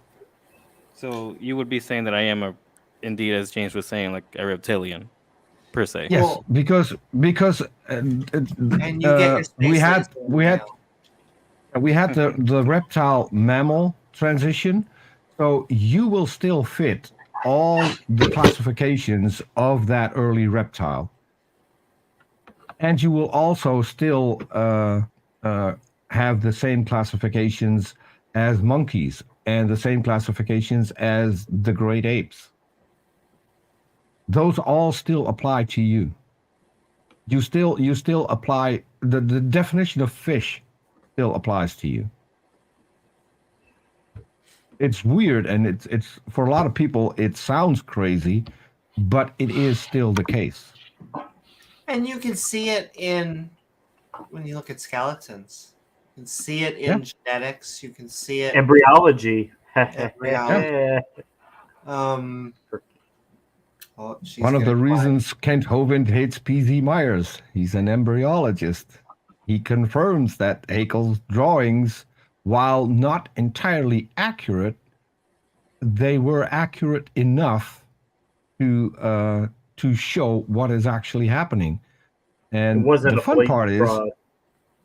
the fun part is the creationists will then come up with pictures, and they will have the yolk sac of the embryo still attached and say, To make it look look, ridiculously.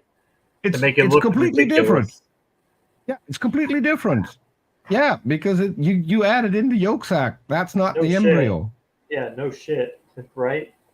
So yeah. And in today's textbooks, we don't have drawings anymore. We have the pictures of the embryos showing that Haeckel was right.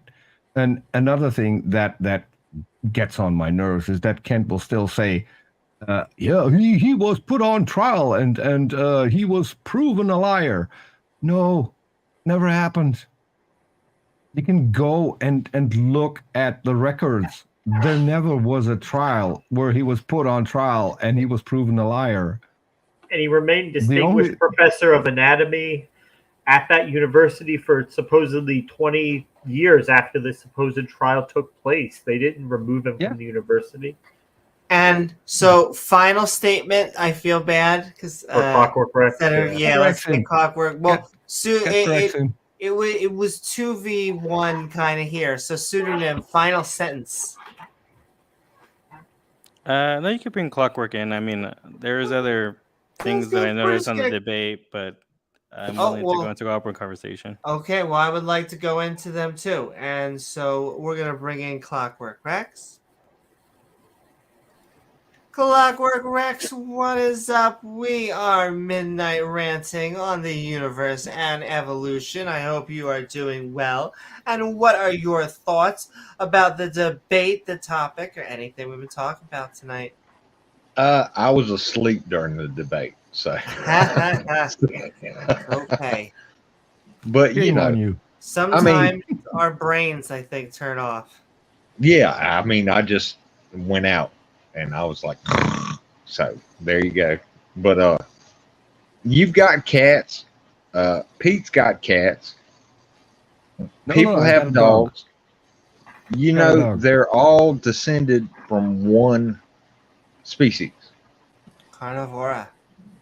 Yeah. Carnivora. Mm-hmm.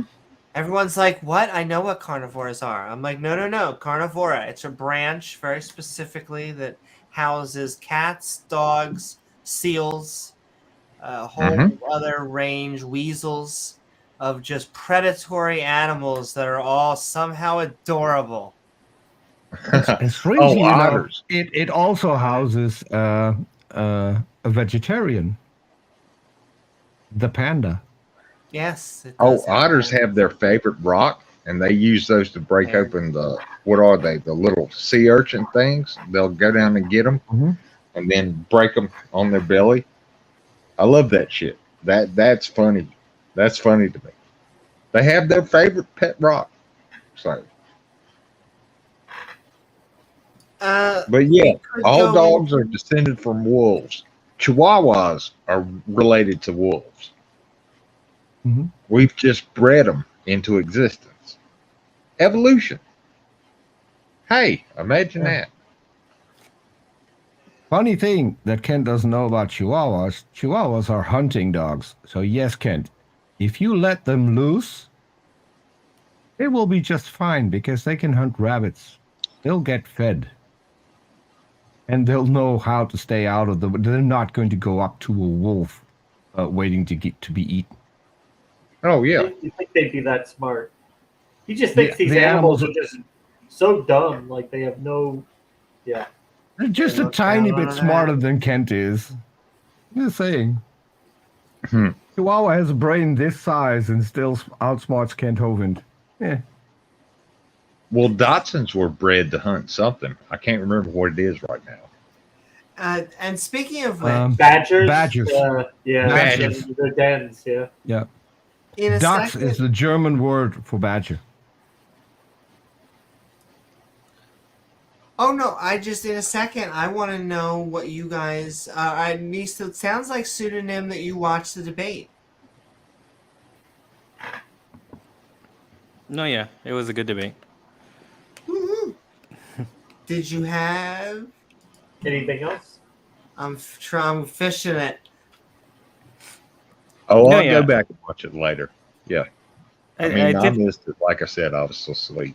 So I mean, my I brain did watch Now, that. now, now I'm going to object. And I'm the only one on camera. I'm literally so I'll leave. Why? Have a good night, Peter. Oh yeah, Stargate was a good series.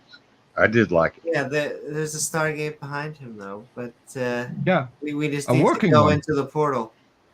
Yeah, A working one. now.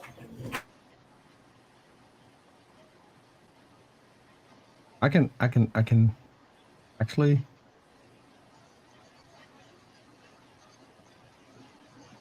So,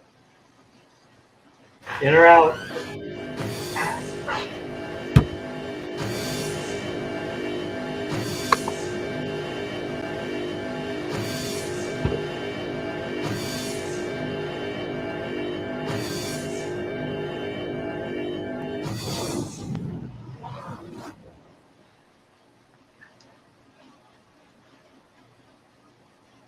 Well, I like the lead actor.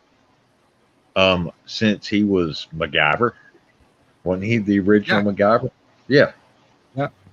They made a lot of references during the series towards To MacGyver. MacGyver. Yeah, yeah. Yeah. Kind of like MacGyver. the way I like Tom Hardy. I mean, I've watched just about everything he's been in, even when he played the twins. In that, what was that movie? So Shit. I'm Dutch. I have no clue who Tom Hardy is. Oh, Tom Hardy was Bane in Batman in The See, Dark Knight Rises. Yeah, he was Bane. I still have to catch up with the whole Batman thing. Okay. Yeah, I'm in that. I have Don't- the movies, but I don't have the time to watch them. Okay. Well, don't watch the new one with Robert Pattinson because that one sucked. I sat here and watched it the other night and I was like, damn, this movie is crap. But so let's get back to the topic. I'm still curious. Amy's back. Pseudonym. So where do you stand? So many cats. I still. Where I'm do still I not stand? sure. Tell him the ground. Tell him the No, ground. so- I know so many dad jokes incoming. I was asking pseudonym because he agrees Oh. with a lot, and yet there seems to be that he has some contention when it comes to that. I'm really curious. I mean, I'm just an evolutionary skeptic. I'm not. I don't want to. I don't want to make this too much What's to about be me, but skeptical about? Well, and Yeah. and I will say, when we hear that, I was speaking of. It sounds like a political phrase because when we normally get that, it's from flat earthers that will say, "Listen, it's not that I am a flat earther. I'm skeptical of the round model." And so I'm not saying you're not, that you actually are just questioning or having doubts or just trying to find things. I'm just saying there is familiar ground that may have been tread. And I know it's a sucky accusation. I don't well, what would you say to what a biologist that appears to be teaching and using evolution? I mean, if I had to be honest, I am a biology major, but that's where I mean I don't want to go so far as I actually have a bachelor's in biology, but I don't want to go so far into this rabbit hole to take away from from your stream or pretty much referencing to the debate and That's okay. Did just you kind of. have any From the things debate, then. about the debate? I think the next highlight that I saw in the debate was kind of referencing as far as I think you started talking about vehicles, um, and I think you started saying that there is a difference between um, kind of artificial and natural creations. And I hate to use the word design, but I feel like that's where we're kind of leaning towards. I was trying to suss out what even artificial and natural means. I think when we talk about that, we say artificial is something we made. We made this, we made this, we made this. These are objects that humans make. But when it comes to plants and animals, well, they're naturally occurring. They have sex. When we're talking about planets, although they're not alive, they naturally occur, as in they're in the physical universe, and just the laws and physics just have generated them. So we have two different classifications, and so I'll say to you, do you have the same sort of separation between natural and artificial? I do have a separation, but I think the thing between you and Ken is that you're supposed to be, and I don't mean this in the wrong way because I love you, Amy, but I think you're supposed to be following kind of the worldview that that you're supposed to be a naturalist. So saying something that's Supposed artificial, to be a naturalist. This is an interesting. yeah, I'm sorry. Like I said, I don't mean any No, disrespect, no. But, but I'm saying but like no. you would say that I think you said a car and a cell phone is not natural, but it's still found in the naturalistic worldview, Yeah, right? But they It's don't because evolve there's with two biology. different levels of, as in the natural world, the physical world still has artificial cars, but that doesn't mean that like a car is a supernatural event. right. Then that's what I mean. Like I feel like that part of the argument that you made didn't have as much substance because you're saying that now, but at the time of the debate, it meant something a little different. And like I said, I know just I'm not saying in disrespect, Amy. I love you, but Maybe she didn't make it as clear in the debate as she should. Maybe That could be possible. Well, I think But that I she. will say that is the point that I think many naturalists will make. I don't think it's a hyper uh what's the word when you go against everything, contrarian view. I think that that is basically the go-to when we're talking about the natural world. And then when we're talking, like when you ask what type of sugar do you want in your coffee, do you want artificial or natural, people know what you mean. But if like you were like, do you want natural sugar, and the other one, and you handed like people your coworker like glowing green sugar that seemed to be have an aura around it, and they're like, what the hell is this? And you're like, oh, you said you didn't want natural sugar, so I gave you supernatural sugar. I mean, we would Amy, be careful. dealing with something a little bit. Careful that they're making everything bioluminescent these days, so glowing sugar isn't that far off. So I'm sure you'd have to I test think, it, but you get my yeah, point. I think I can help when it comes to arguing about cars in the natural world. All the materials we use to make a car are found in the natural world. There's no supernatural material that goes into a car. Absolutely nothing. So, and I think the reason this topic always comes up is because Kent will say, well, the lug nuts of a Chevy will fit under a Honda. First of all, that's not true. Second of all, cars don't reproduce. I They have did a evolve Ford from a and a, skateboard. yeah, I have a Ford Mustang and a Mercury Cougar, and I was seeing maybe I could get, I don't know, a car that has the hind legs of a Cougar and the front legs of a Mustang. I don't know. I took two animal breeds and still they won't have sex. They won't reproduce. I have no clue. Maybe because they're different kinds, although they're both of the Ford kind. So, but that's why that topic always comes up. The Ford kind, yeah. Yeah. See, I don't get the whole kind thing. Uh, Everything is No of one its does. kind. No, Yeah, no not one really. does. Well, Not even creationists do. because can I at I'll I mean I'm trying to think if I can steelman it without taking pot shots. But We'll take a pot they shot. I don't care. because they're trying to explain why there's different animals, and so they use kinds. But what happens is the more detailed they get, what they end up doing is creating species. But Well, I yeah, mean, I that's talked true. about this. I talked about this earlier with Jackson Wheat because obviously the kind thing came up in the book that we're studying, talking about. I don't know.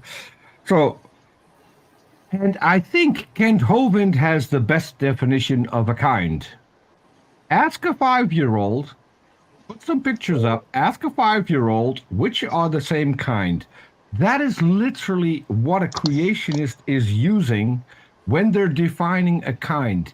If it looks the same, they look it vaguely is the similar. same. Yeah. Yeah. If you put a tenrec next to a and hedgehog, always will be. those are the same kind, even though they're completely different animals. They're not even closely related. But to a creationist, they would be the same kind because this is and I forgot the term. Convergent evolution. Syncretic gangbang. No, completely No, different. convergent evolution, where two kinds of animals evolve to fit the same niche on a different part of the planet. Divergent? Yeah, convergent evolution. So you have two animals that look the same because they fill the same niche in the part of the world they're in. It doesn't mean that they're related. Like bats and birds. They like Well, yeah, well, but even closer than bats and birds, because if you look at a tenrec and you look at a hedgehog, you have to have some kind of knowledge to tell the two apart because they look that similar, Right. but they're not related. and They have they different ancestors. also have no explanation for how you get things that look different. So they're like, well, if it looks the same, then it obviously primates and humans look well, primates, apes, chimpanzees. Non-human There we go. primates. I'm trying to actually get to the classification. I'm trying to be correct here myself. If it's a chimp and they look like humans, well, it's because we have a similar creator. But I couldn't get him to explain to me why a porcupine and a horse look different. Like, Oh. okay, well, they look different, so does that mean that there is no creator? Like, No, God just made them to look different. He made a variety of animals, Amy. Come on. He's see, God. and He can do anything. And if that's true, that means it's heads I win, tails you lose. Oh, of course it is. Of course it is. So, like, God didn't have to use the same parts. He didn't have to give all mammals the same bone structure in the hand. He just did it because it's a good design. Yeah, and that's where he fucked up, because why would he give, for instance, in line with where the show took place, with a manatee? Why would the manatee have toenails? Oh, the humanity.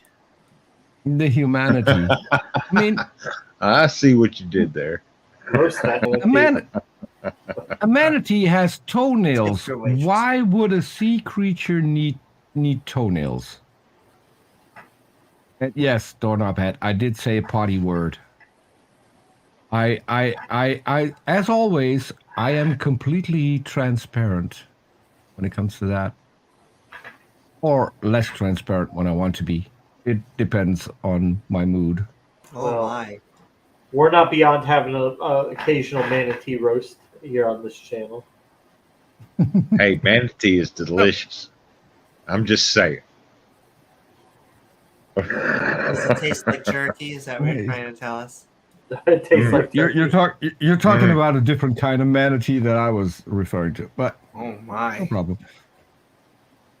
No, fair enough. For those who don't know, ask around. There's someone somewhere in the community who has the It was nickname. roasted. He doesn't have any. He doesn't have any cheese in his chili. And No, I'm A little referring chewy, to a but other than that, specific person. I'll stop now. It's well, I'm no, going to I make will him mad. say we have about an hour-ish of open mic. So what we're looking for really is people who disagree with us.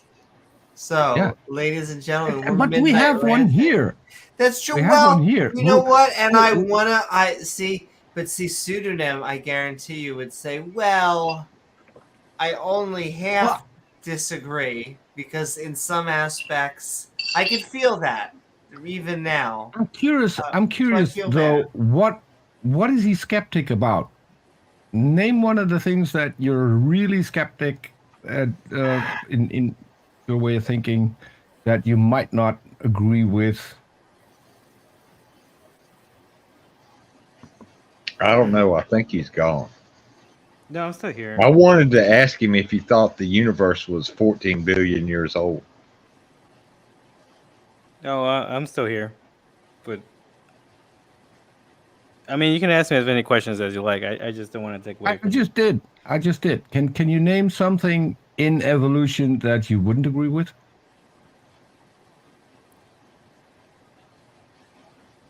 Um,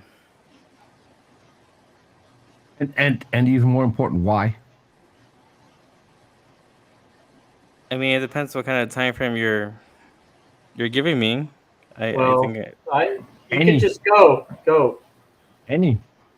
We don't have anybody else on who wants to take the opposing side. So Yeah, you're it. Well, the Earth is 14 not 14, 4.5 billion years old. So, go. No, yeah, I mean, I'd like to talk about the cosmological factor. That was my next part as far as Amy's debate. But I Oh, mean, Kalam? Give me a not fucking Kalam, Not cosmologically. Kalam. So, but here's the thing. Now, I asked you to name something in evolution that you're skeptic about, and then you want to go to cosmology. No, Why? I'm sorry. I just didn't. He asked me a question. I didn't want to just kind of. He was ignore asking him, how old so the I'm Earth sorry. is, but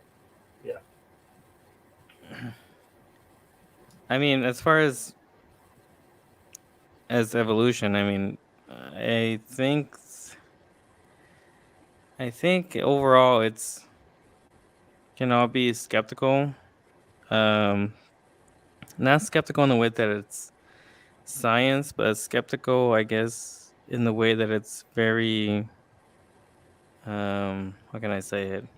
Coincidence that the time frame or at least the timeline of how things go about are almost the same way as they go biblical, but I'm not exactly a Christian myself, but there is an order The to how.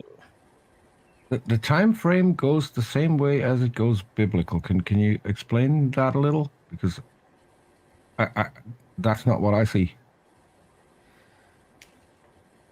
Well, I mean, I think it goes biblically that everything arose from the waters. So everything or any kind of animal that could be or would be eventually spread out the water. No, But that's not incorrect. me. That's not me saying that it's specifically a salamander, Some I things guess. were so some of the animals were created out of water. Some of the plants were created out of earth. Adam specifically was created out of dirt or mud or clay or whatever Bible you look at. So not everything in the Bible came from water. isn't it pronounced water? Water. Water. And then a cup of water. But but now we're talking abiogenesis, not evolution, which is an entirely different field of science. Okay. You know what? I completely agree with that. So I'm sorry. Let me try and get back on topic without going too far off. But I guess, like you said, I guess it's a difference of micro or macro evolution. I guess if that's the best way I can go ahead and put it. So What? There So is if no you say difference. what? There is no Yes, there is. difference. Evolution Yes, is yes, evolution. yes, there is. Hold on. Yes, there is. No, So, there's not. I'm curious. Yes, there is. I'm just curious. Can you tell me your definition of micro and macro evolution? I think that's I think that's probably my biggest issue. It's like it's a double-edged sword. So you But have what's the definition you work with when you say micro and macro evolution? What is the definition of micro evolution? What's the definition of macro evolution when you use it?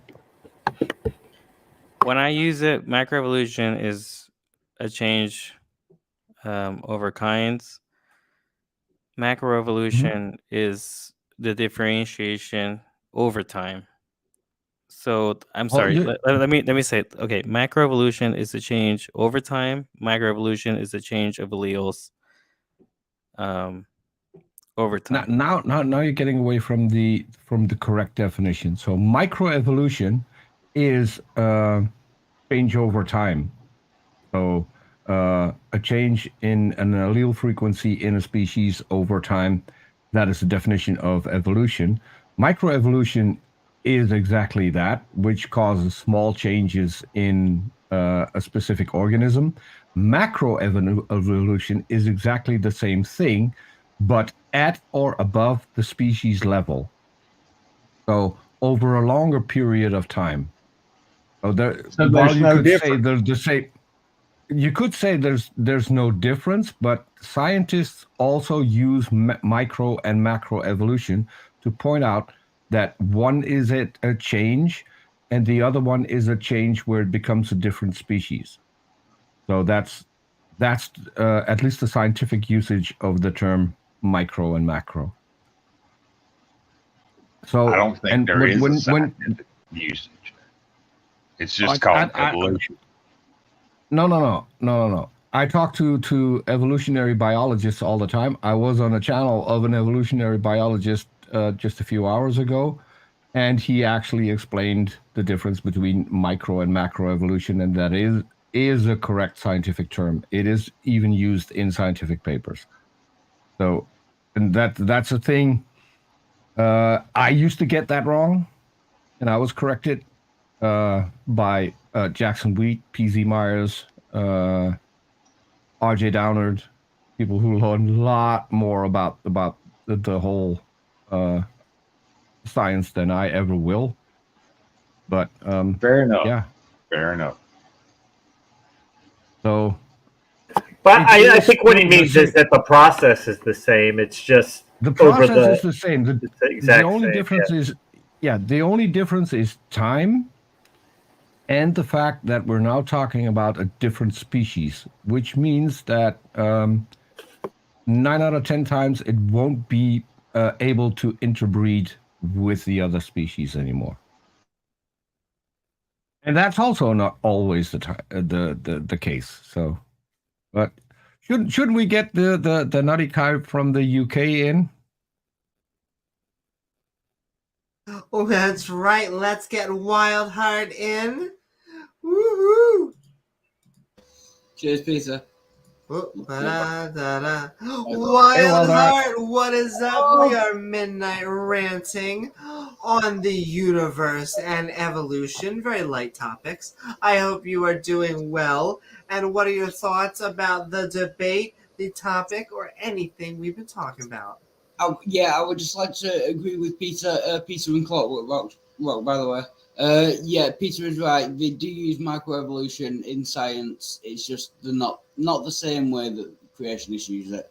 But it is a distinction that they do use in. They abuse the term, the distinction. That's twice in 1 week that we agree, Wildheart. Yeah. Once about a logo, now about evolution. This is getting dangerous. Something's going wrong. Yeah. Wait, do you guys both think the world is round? Are you guys both global? Yeah, by the way, I haven't had a chance. So thank you for your kind email. It was just fun making that logo for you. Yeah, thank you for doing the logo. I've used it a lot. Yeah. Yeah, I saw that. Yeah. Yeah, it was great actually. Yeah. Sorry. Yeah, Amy. Yeah. Take it away. Yeah. So Wildheart, one thing. Your logo evolved on a Christian channel. Exactly. Yeah. I have to be honest. I've not watched. I was on another live stream. I've just come over here because I saw you were live. I wanted to speak to Amy 3 times in one day on 3 different streams. I'll be honest. So, yeah, I've not seen the rest of the show. So I'll sit back. We're glad you made it. I'll sit back. 15 feet of Amy. You feel me? Yeah. Oh my. So you're a stalker, aren't you, Wildheart? Yes. It appears so. Yeah. So I'll have to get used to what you're talking about before I comment too much. Oh, we were still in the middle of hashing out. So a micro and macro evolution pseudonym. So where's your contention with the whole thing? I think the contention is that you accept macroevolution to occur, of course. Well, we've observed it. No, I agree. But for example, as far as like Darwin's finches, I can accept a bird's beak changes. And I think the whole beginning of the topic is that things give birth after their kind. So a finch gives birth over a finch who finds their niche. And then I think we all agreed that nothing is going to give birth, or a finch is not going to give birth to a non-finch, but eventually it does. And that's what you would say is macroevolution. No, Correct. a species. Correct. Yeah. See? Yeah, that's correct. No, a species never gives birth to Well, a mother it's- never gives birth to a thing that's not of the same species. It's still going to be a finch. It's going to be a different species. That's where. So, are you familiar with the Italian wall lizard pseudonym? I mean, before there were walls built, no. Well, no. So there's an Italian wall lizard, and they took a lot of those and put those on a different island, not knowing that the food that the Italian wall lizard is accustomed to wasn't anywhere on that island. And so the ones that did survive over time developed an entirely new digestive system so they could live off other food. They So flew now away. we've got they didn't fly away, no. They had to stay on the island because Noah's Ark didn't get past, so there was no way of escaping. So but they developed an entirely new digestive system to be able to digest the food that was prevalent on the island. So their original food was there, but not enough to sustain the species. That's how I need to say that. So now you've got a completely different lizard with different intestines, but it's still an Italian wall lizard, although it's a new species. I'm also sure that's the story behind Jurassic Park. Wasn't that I'm just teasing. Clever girl. DNA extracted from blood in mosquitoes? Yes. Though Crichton, that dude was just trying to warn us about a lot of things. He made Jurassic Park. He made Westworld. Soft tissue and dinosaur bones, though. It's real.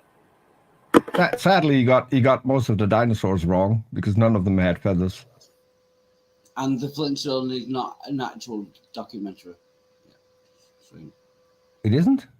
it's not, apparently. No, I was joking. Don't tell that to Brett Keane. Why did you tell me that, Wild Heart? Sorry, yeah. You ruined it. You ruined it for me. It's like telling someone Santa's not real. I shouldn't have done that. I apologize.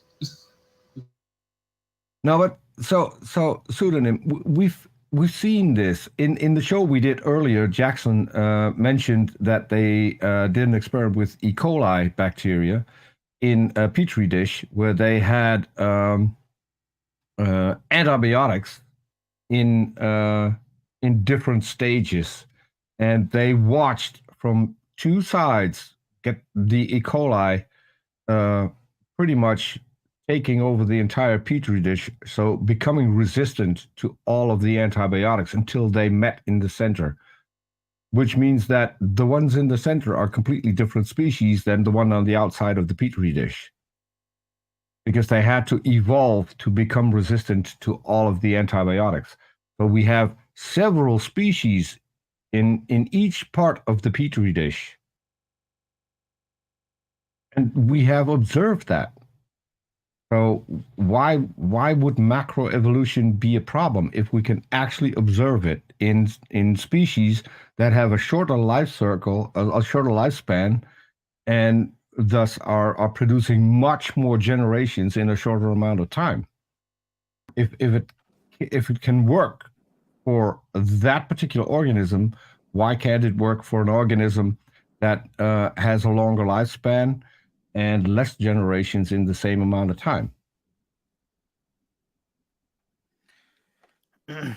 I think that's a kind of a misnomer because it met at the middle, but regardless if it still survived, I mean... Two different species met at the middle that couldn't interbreed. Sorry, should have mentioned that. No, yeah, no, I completely understand what you're saying. I mean, I do, but I think that's. I don't know if you're trying to reference. Um, Macroevolution happening in front of our eyes in a short amount of time, because we do that with organisms with, as I said, a very short lifespan no, and I lots don't. of generations that we can observe. I don't think it's macroevolution. I think it's still micro, because all you have to do is, I mean, scientifically, you would just put an R, the letter R, in front of the reference, so you would just say it's resistance to, and that's all you have to It's do about it. several But species. you still know that it's E. coli, and you still know that it's the antibiotic that was used. So I don't really understand the reference. What would it be? What would it become other than E. coli bacteria? You might as well say that it's Ebola or it's COVID, but you can't really say that, right? That would How can be that happen? How can that's the example that I gave earlier. So that would if you be have children, macroevolution. That's what I'm saying. if you That, have children and those children have offspring and they have offspring and they have offspring, at what time do they become descendants of me? well, see, that's not the same analogy, because now you slow things down where a pastry dish speed things up. So I don't really understand You don't get the your question. example. You don't get. It's a hypothetical now. If you have offspring, and that offspring has offspring and more offspring and more offspring, at what point in time becomes the offspring of your offspring? When do they become my descendants? I mean, there always be your descendants. Your offspring is going to be, or is my descendants? I plead not guilty. I did not have sex with whoever you're related to. I mean, that's what I mean. That would be evolution. We all came from the same ancestral. You don't get it. When differentiation. are your children or grandchildren going to become my grandchildren? I mean, in a micro level, we would have to meet in person, and obviously there would have to be a direct contact. But like, that's what I mean. In a micro aspect that you're not willing to accept, it's that's already been done. That's what's been going on the whole time. If we take it from this moment in time, and you have offspring, when do I become their grandfather? The moment that you can say that you're human, that we're all human, and we all share the same common ancestry, same common DNA, so we're all related. Don't you get how a family structure works? I mean, I'm not one If you ancestry, have but I. if you have children and they have children, are those my grandchildren? How does that work? I mean, it doesn't work because you're. It doesn't.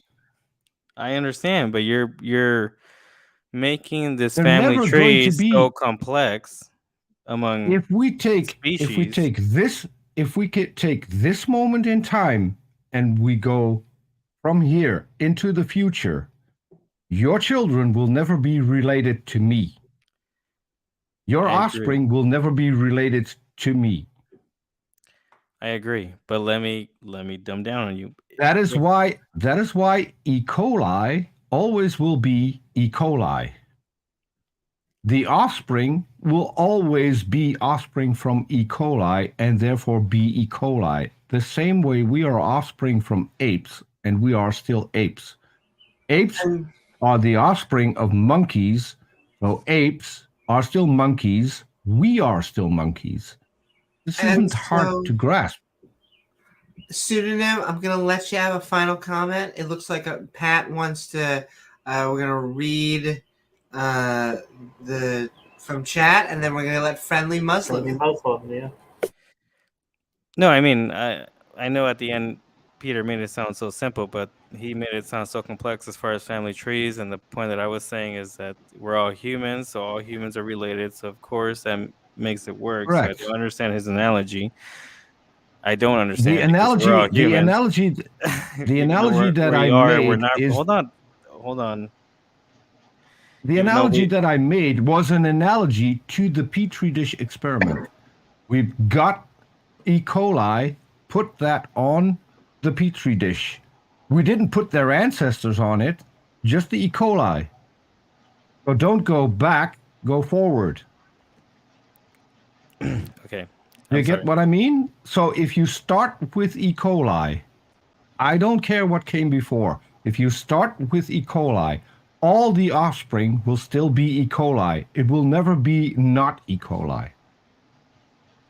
Although you can have the experiment have 2 parts on the petri dish where you put E. coli, they will come together in the center, but be different species and still be E. coli.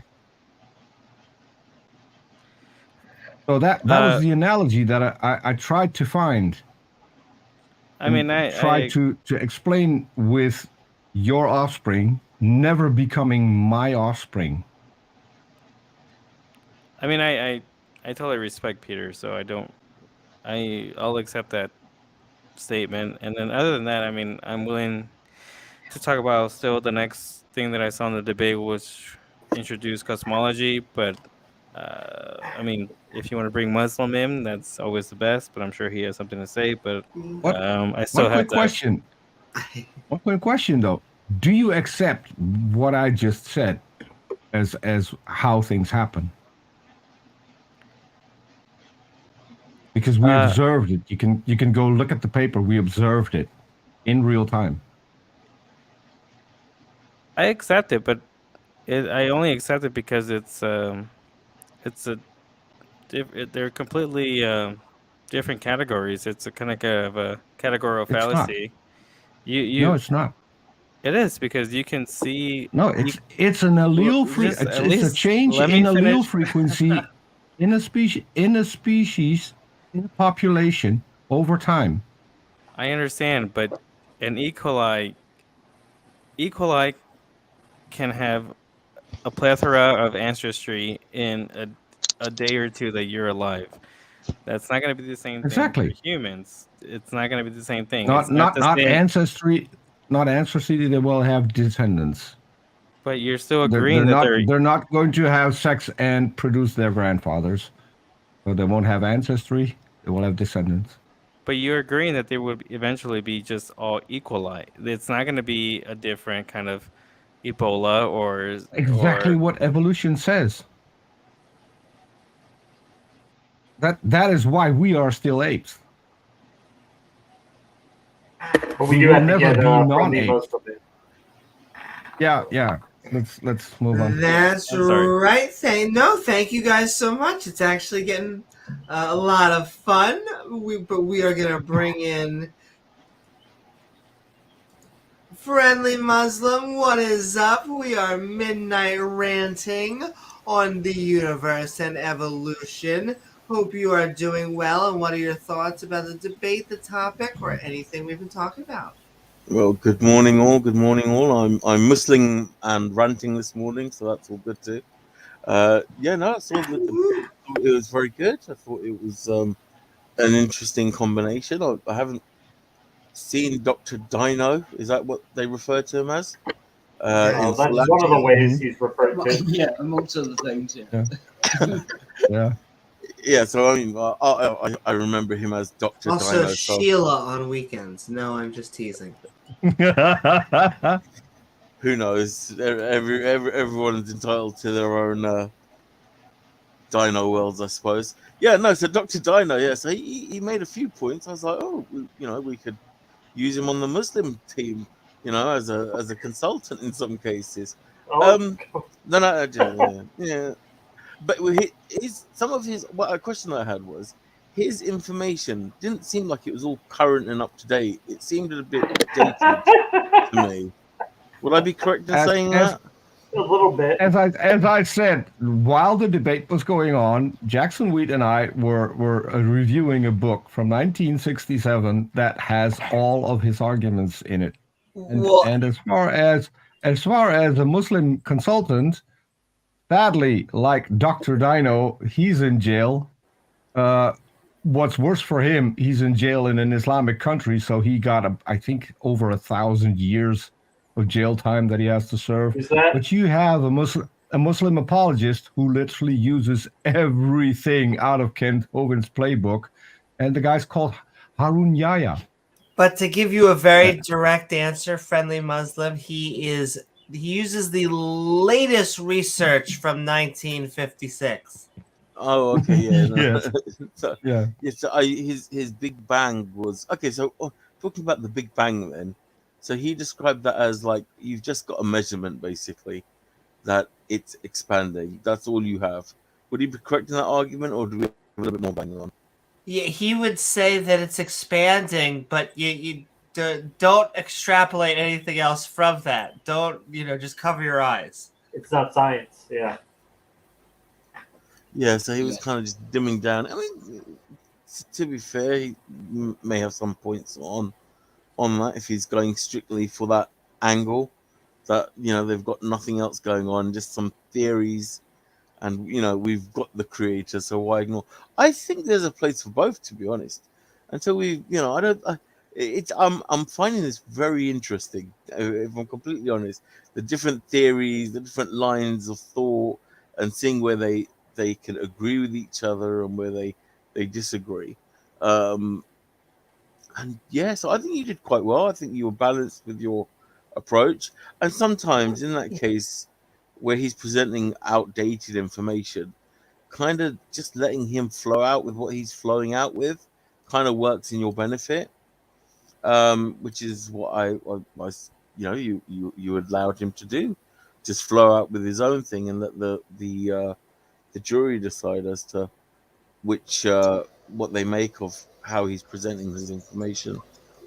What was the thing on the horses as well? 1 million years of horses evolution. So the horse, so he kind of was just on his own lane and didn't really want to go any further at a micro level in some instances. Yeah, so I could see how you just let him have it. No, it was a good debate. I was going to say, in many ways, I think Hovind refutes himself. I don't think you have to argue with him. You just let him talk for long enough. I think he refutes himself at some point. So. Just let him be silly out in the open. yeah, just let him talk. I think the rest takes care of itself. I mean, I respect him because he's a balls out kind of guy. He's Dr. Dino. So if you're going to present that name, yeah, I mean, if you're putting that as your name as Dr. Dino, then you're like, Money back guarantee. If you put that in your name and you're not a doctor and you know nothing about dinosaurs, it's kind of a silly name. I mean, have you verified that is all correct about Dr. Dino? Yes. Oh, okay. Yes. We know where he got his PhD from, and I'm still tempted to get one myself. Many of the schools that he went to. So just that he can call me doctor as well. But there are cheaper options as well. I mean, his wasn't the cheapest by far. You can get a doctorate for free. To be fair, caravan sites have a lot of good learning facilities. Yeah.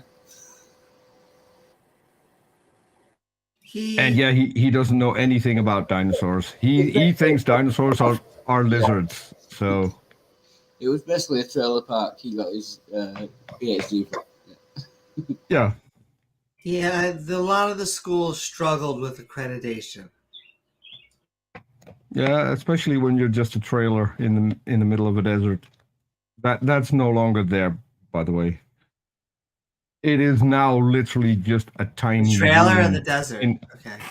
No, it's still there. It's a tiny room in the back of a church now.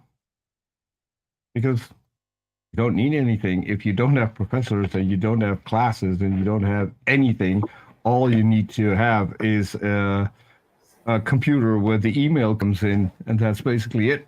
Someone to count the money and someone to email the diplomas out. You also need exactly. Yeah. So, Yeah. you see yourself having further debates?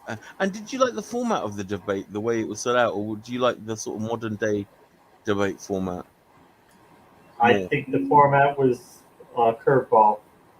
It was a little bit of a curveball. I mean, I enjoyed the conversation. That, but you know, my opening tonight was more of what I, because I knew I almost wanted to predict prophecy. Like I wanted to say I know what all his arguments are, and most of them are very silly or straw man. I knew that I wasn't going to attack any of his personal stuff because I knew that always looks weak when you're in a debate unless they actually bring it up, and then it just becomes free range. But so I thought it was still a good conversation. I think that I had a few moments that really made me happy. The amoeba one comes to mind, but the SpongeBob and a few others were some fun ones. And yeah, I like I both, did. and I'm open to. I also like the traditional format too. So So I did forget something because James and I, before the debate, we had a conversation about things that should be in the background. And for you, I had the perfect idea, and I forgot to mention that to you before the debate. You should have gone out and find a nice big tree branch, that could have went anywhere. and then spray paint that kind of pinkish with a kind of reddish end, and put that right behind you. And then sometime during the debate, you should have said, and Kent, by the way, what do you think of my 15-foot whale penis?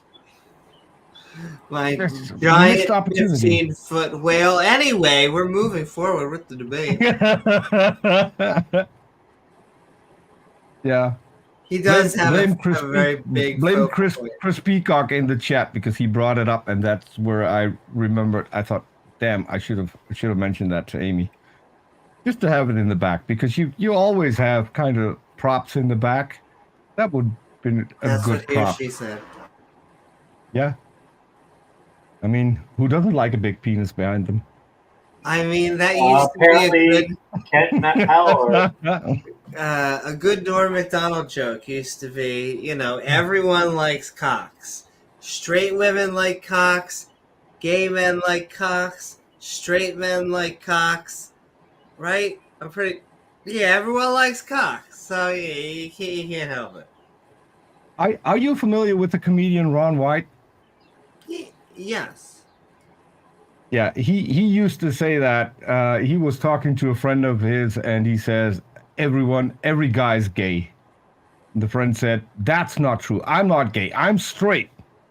And he says, yeah, so let's test that. He said, do you watch porn? And he said, yes. He said, do you watch porn with a man and a woman?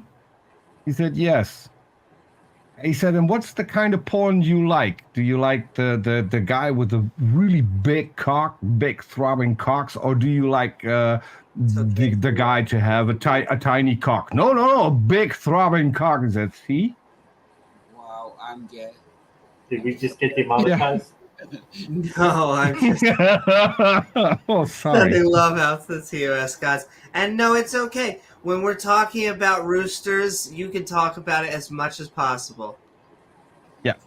Big throbbing roosters. Big throbbing roosters that. Oh, someone got summoned by Satan. Rex fell asleep.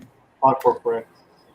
Well, I will say we have about 30 more minutes of open mic. So if you have a burning desire, question, comment, you want to agree, disagree, any of those options, come one, come all. The link is in chat. I'll send it again, but it is pinned. And Now we're demonetized again. Would you demonetized again. Would you have another debate with him in a different format, Amy? Yes, I think I'm going to ask Standing for Truth to have a debate. I know that James is about to have one, round 2, with him I- on his channel. And I love debating apologists. It doesn't matter if they're what variety, if they're Dawaists, if they are evangelicals. I just find it funny. Not funny. Okay, that is the right word, but I'm Yeah, trying to you're think of a right. nicer word that I can come up with. Um, I mean, just deistic Invigorating. notions. Yeah, invigorating. Just the notion, any notion, like unless you are a straight deist in which you're saying it's just a force out there that we can't Like detect. Beamsy almost. Yeah, but yeah, basically, because if you're telling me that there is another mind out there that is not like the physical minds that we talk to day in, day out, that is a fascinating concept. And I will push back against it up until the point that I get good evidence for it. Then I would horribly push for it. I'd be like, oh my God, there's this consciousness that cares when I put up my butt. It is right up there. Why doesn't everyone care about it? I'd become probably an evangelical. Whether I'd be a Satanist or not is a whole nother story, but I would definitely become an evangelical for theism if I was convinced. But because I am convinced in the other direction, well, yeah. I'm thinking of a name, sodomnist. Does that Oh exist? my. It does on weekends. Attempted sodomy. Attempted Careful, sodomy. no, good morning. Exactly. Can I bring up some suggestions? Fire away. Absolutely. Sure. Because I think the debate eventually led towards like cosmology. I don't know if you guys want to go towards that. Sure. Sure. Go for it. Did you have something that you were like, ooh, I can't believe it went there, or In a way, because I think Amy, in your previous podcast, I think you've mentioned that as far as the creation of the universe, you've said that, and I respect the answer, is that you don't know if it's infinite or not. But I think a lot of what you were saying is that there for sure is a Big Bang that brought forth towards. Hold on, I know. I'm sorry. That brought forth a whole universe, and then Kant brought on the whole singularity, and then he made fun of the whole singularity.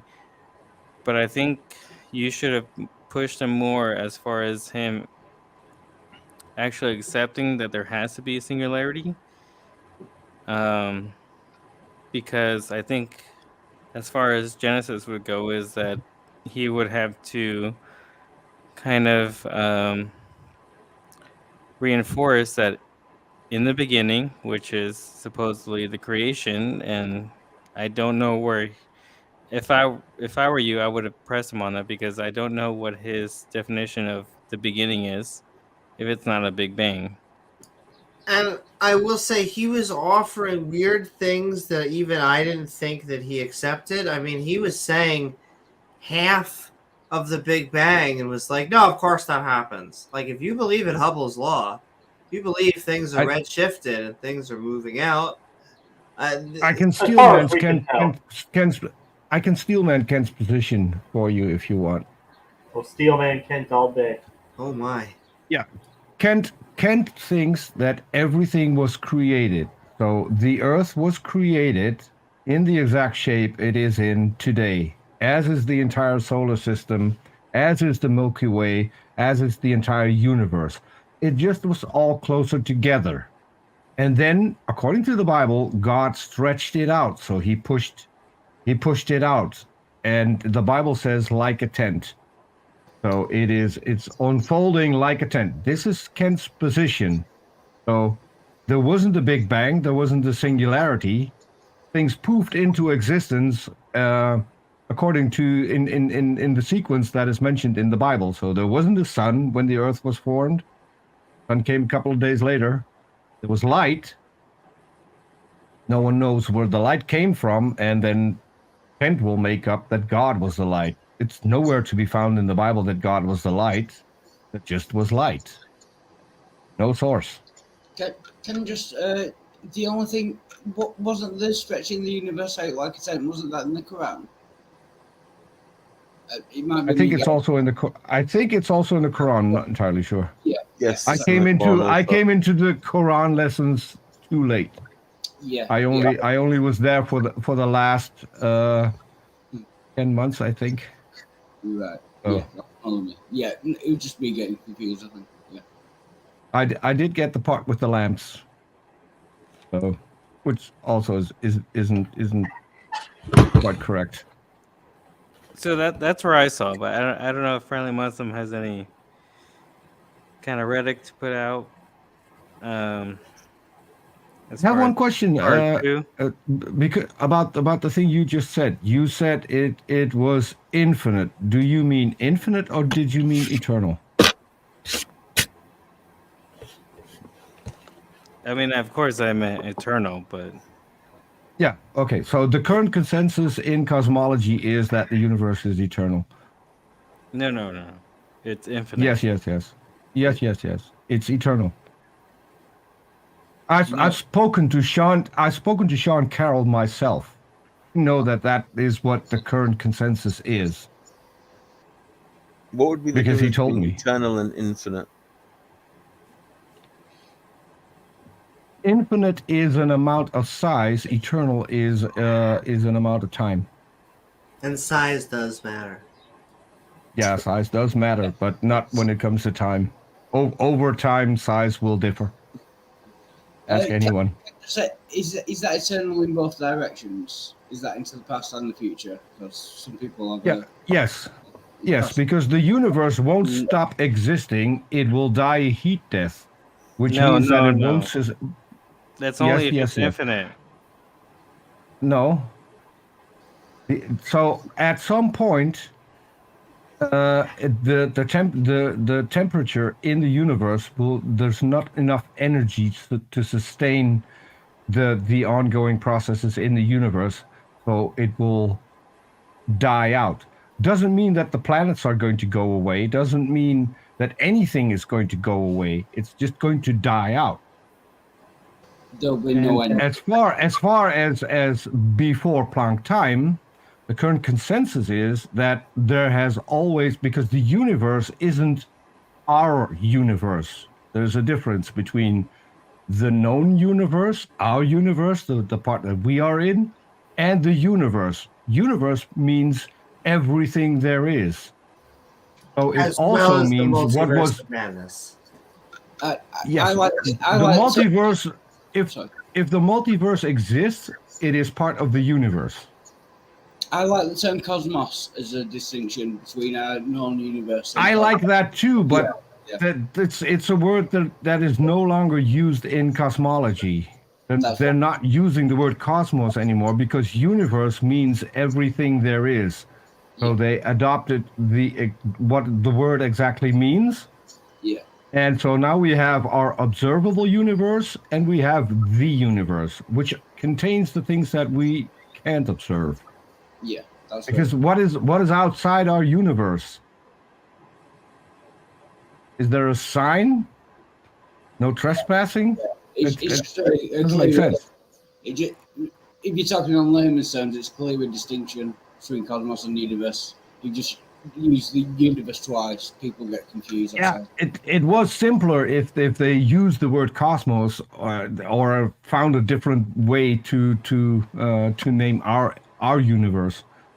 But so everything before what there was before Planck time has been there for an eternity, and so the singularity came from that eternity. So that is the current consensus, at least in cosmology. According to Sean Carroll, and he should know a thing or two. I'm impressed you spoke to Sean Carroll. I love the guy. It's not my doing. It's because I'm the producer for Arn Ra, and Arn Ra had him on his show, and that's where I met him. Yeah. Good night, Pat. And it is actually about to be 6 a.m. here. You have We'll see the sun come up again. 20 minutes if you want to join, and then we'll go to the after show on Discord, or at least the Rest of the- community will, because there might be I people object. passing out. I object. Some sleep I at this- object. I object. It is 11:45 or noon, as you would say. For Wildheart, it's 11:45. Yes, and we invented So time. y- The British invented time, so we're right. Yes. Yeah. So you have at least 5 to 6 hours to go. Plenty of time, yeah. It's like a time machine. Time zones are a thing, Amy. Time zones are a thing. What? Where How dare you. Wildheart is at, it's close to being 11 a.m. Where Yes. I'm at, it's close to being noon. Where you are, it's 1953. What Sorry, if we shouldn't I, bring in politics. We shouldn't I know. bring in Once politics. again, you know, Let's not I'm go not there. sure I believe in, these different things called time zones. I'm not sure I really believe in How does cats that work or on a birds. flat Earth? Yeah, it doesn't work because obviously, if you look at the screen, Wildheart, that it's daylight where he is, whereas I'm sitting in the dark, and we're supposed to be an hour apart. Oh, sure. And you're just going to sit there in front of a portal to other, worlds, but we're supposed to believe you, huh? Yeah. I No, mean, you- it's good you Well, he it's does good have you a Dutch remind me. accent, It's good you remind me. I shall turn it off. You're Oh, supposed there you to eat because the British invented time. If you want to know what time Yeah. it is anywhere in the world, you have to go through Greenwich, where we have Greenwich Mean Time, and then do the maths. We invented time. We are time lords. Yeah. So they get that.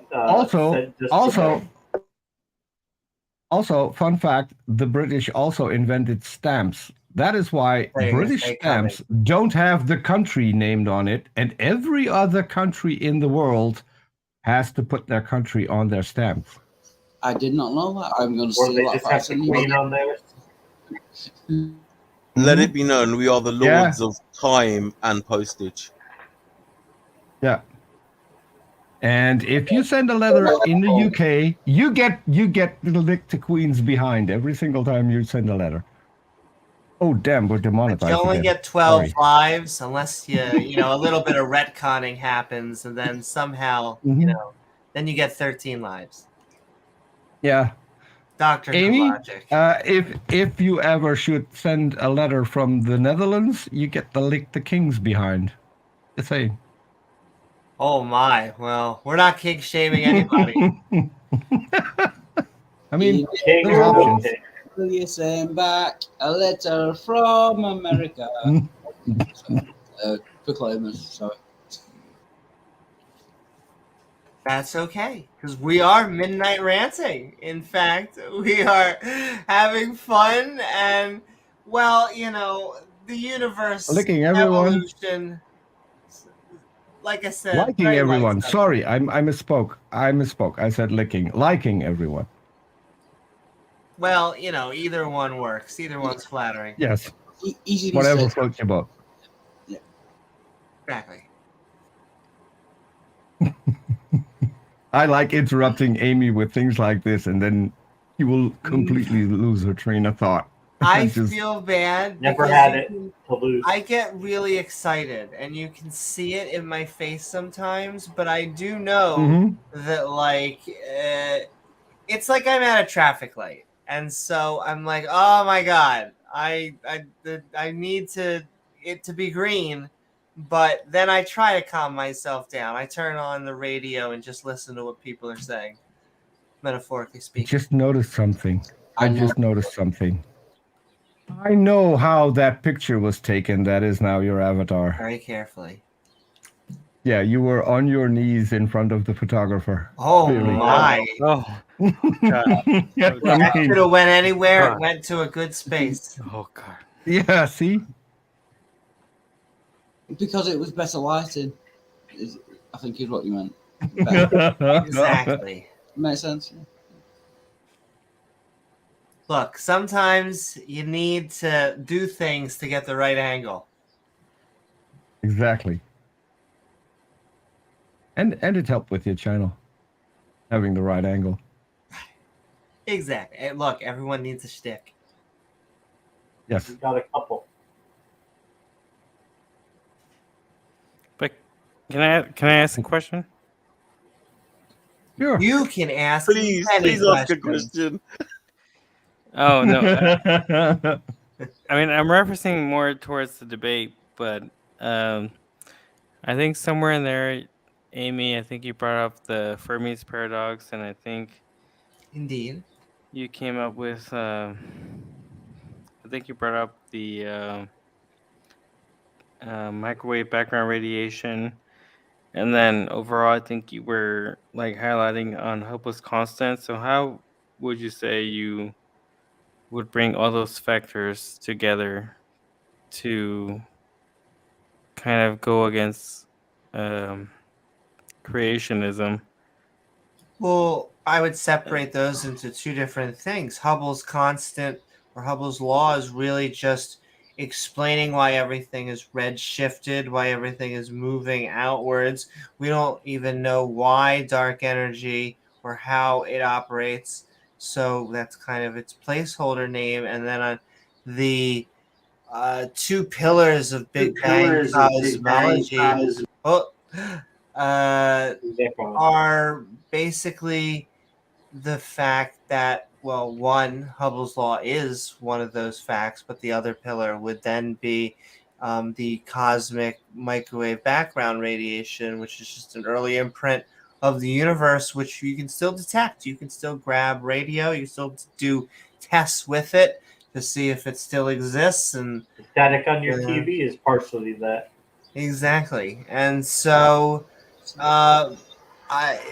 these are just cosmological facts that we have discovered, and I draw ear with some of the, I couldn't get Kent to really say, it's easy to say it just happened in 6 days, but it's much harder to say, how did that happen? How did any of this, whether it is evolution or cosmology, because they do normally they transverse subjects and it's not on topic. It's normally they go from cosmology to biology and biology to cosmology, but that is the topic of the debate. And in the larger stream of things, I mean, physics does become chemistry and chemistry does become biology.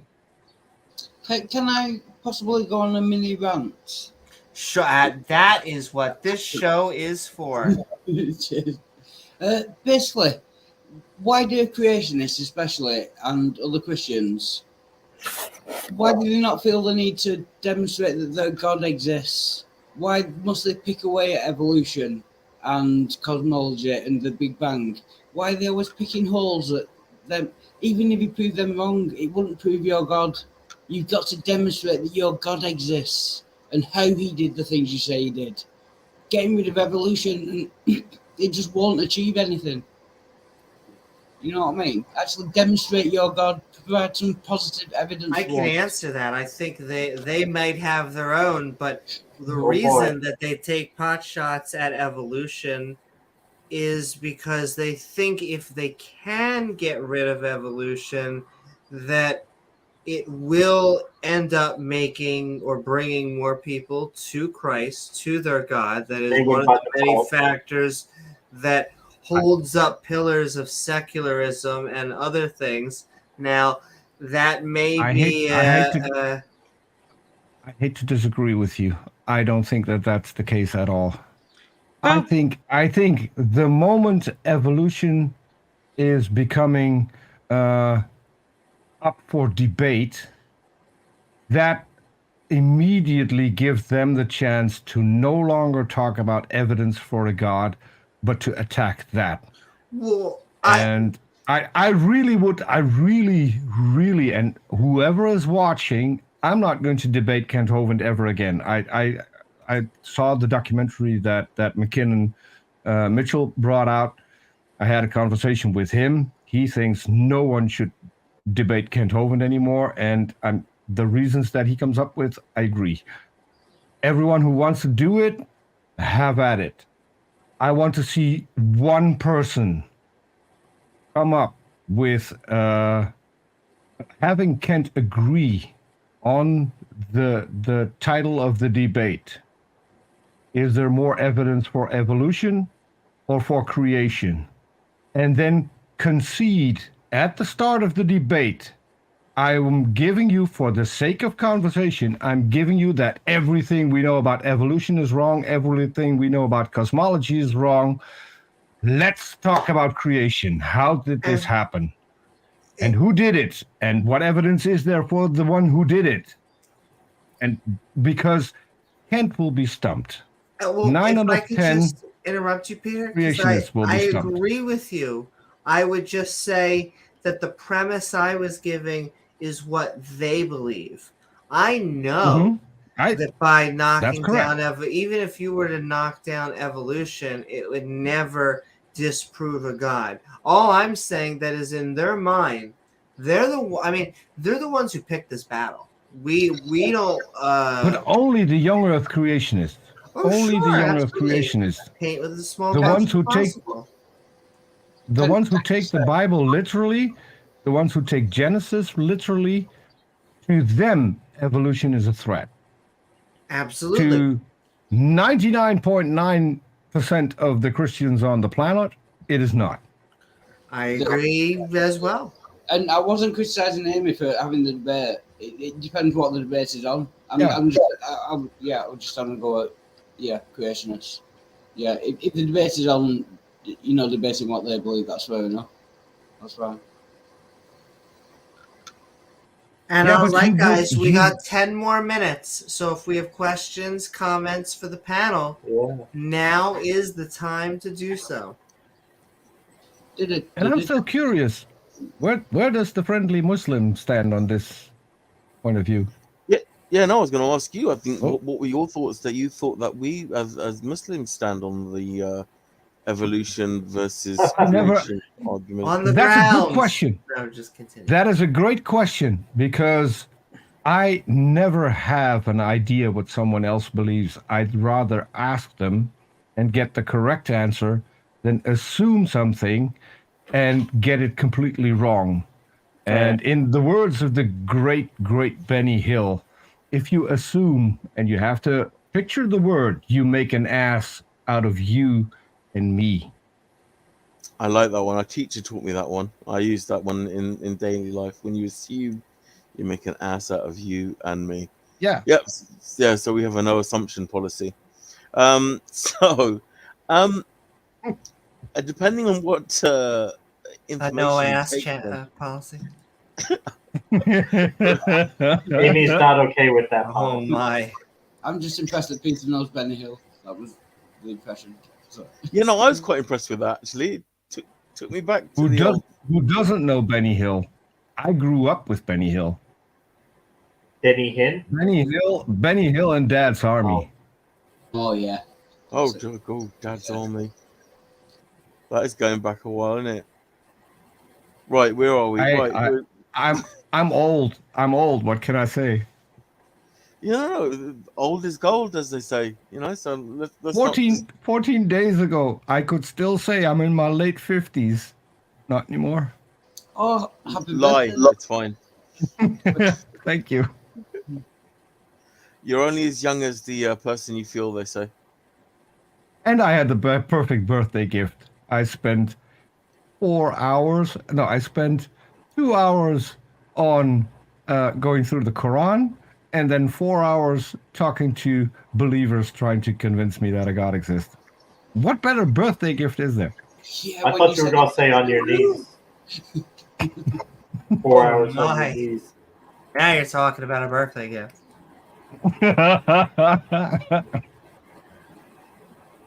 No, but what is your position, friendly Muslim? The position is not on my knees at the moment. I was going to say, think long and hard about that answer. It's sitting delicately on a chair while drinking a high tea. Right, so let's just focus, people. Right, what is the position intellectually that Muslims are on? And that would be depending on the information that they have access to. So there is a doctor, whose name is Dr. Shoaib Malik, and he recently, I've just come across him, so he's changed my understanding of certain aspects. But yeah, I think we're in line with evolution, where we don't disagree with it, or Muslims do not have to necessarily disagree with evolution, except that there is a selection of Adam where we have transcended from. So, at what point that becomes, because the Quran, and again, I might be wrong, so this is just, I've got to fine tune this understanding that I've got. But yeah, that Adam was selected out of the creations that were still in existence. So it doesn't necessarily go against the grain of evolution. It just means that this particular element of mankind has been the thinker, has got the emotions, has got the understanding. So I don't think we go far from science. If anything, and there is two parts to this. So some people would say that the Quran is a book of science, and some will say it's a book of signs. And that is really the correct position of saying it is a book of signs. So where you are reading it and something does appeal to you that confirms current science, maybe, you can look to it as a sign. Also, so I don't think we conflict completely with science or evolution. So that would be my position at the moment. I've got to fine tune that, and again, having conversations like this helps me on that journey.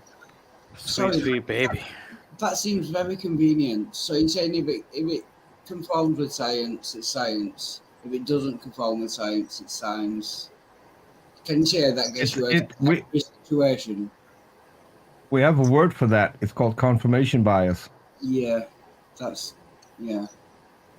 happy with that. Well, if there's something written in a book and it confirms and there's something in it, then and the book says you will find. I've got it here. Let me just quote it 1 second. It says, "We shall show them our signs in the universe and within themselves until it becomes clear to them that this is the truth. Is it not enough that your Lord is the witness of all things?" I'll ask you a question. If I stand on the street and I say the next car that's coming around the corner is going to be a silver gray car, and then a silver gray car comes around the corner, does that mean that I had foreknowledge, or does that mean it's just a coincidence?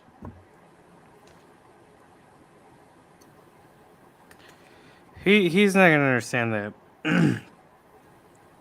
But no, whether he's guessing or whether he's assuming or whether it's a foresight of it, again, we would look at it holistically. We wouldn't take that one event in isolation. So I'm just giving you a Well, so let's assume that I didn't have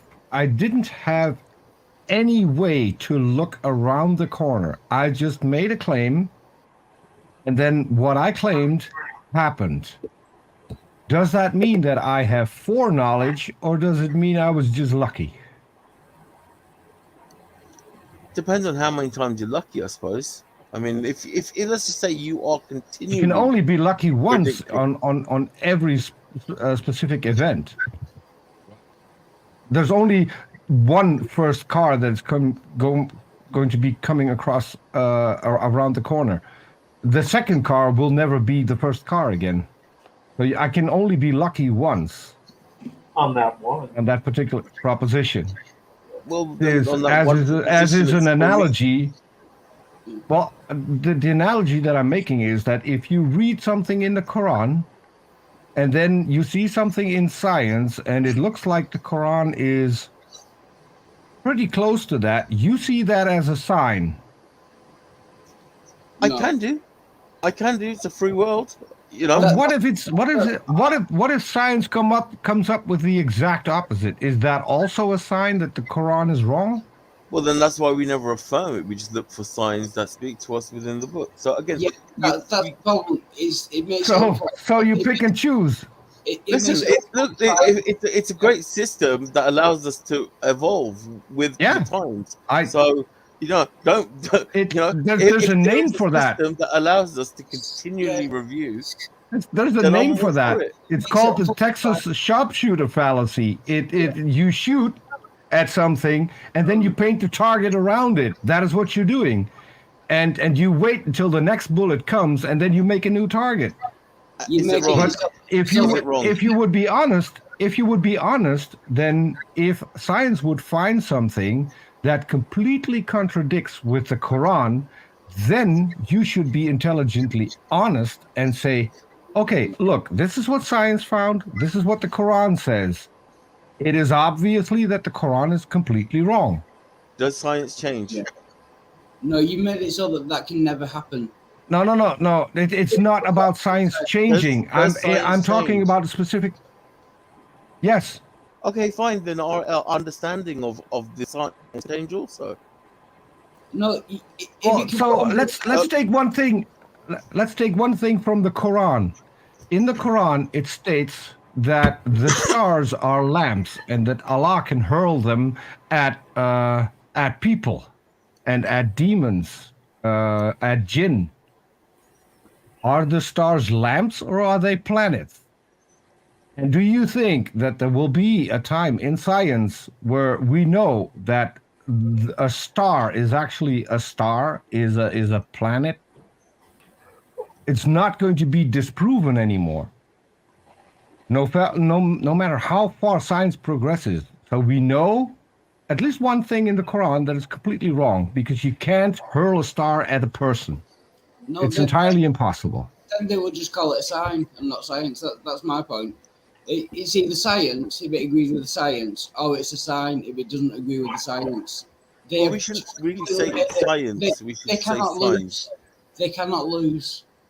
It's either science. No, he or said if it conflicts, You're right. then God can't he's lose, not my counting friend. it. Very good. I like it. God can't lose. There we go. That is the perfection. God can't of the system. lose. they've just There you made it go. impossible. You know, Yeah. so this If is you in the Quran. ignore the facts, he can't. I fully agree. If you ignore all the facts, then he can't lose. No, we've got a loophole for that also. There are things that you will understand and there are things that you will not understand. He's Again, saying it's a we've- loophole. If it conforms with science, then it's science. If it doesn't conform with science, then it's They're a always sign. signs. They're always Yeah. signs. So- They're never. It's not science. So Well, it's okay. Explain it's to all me. about Explain to me signs. the loophole.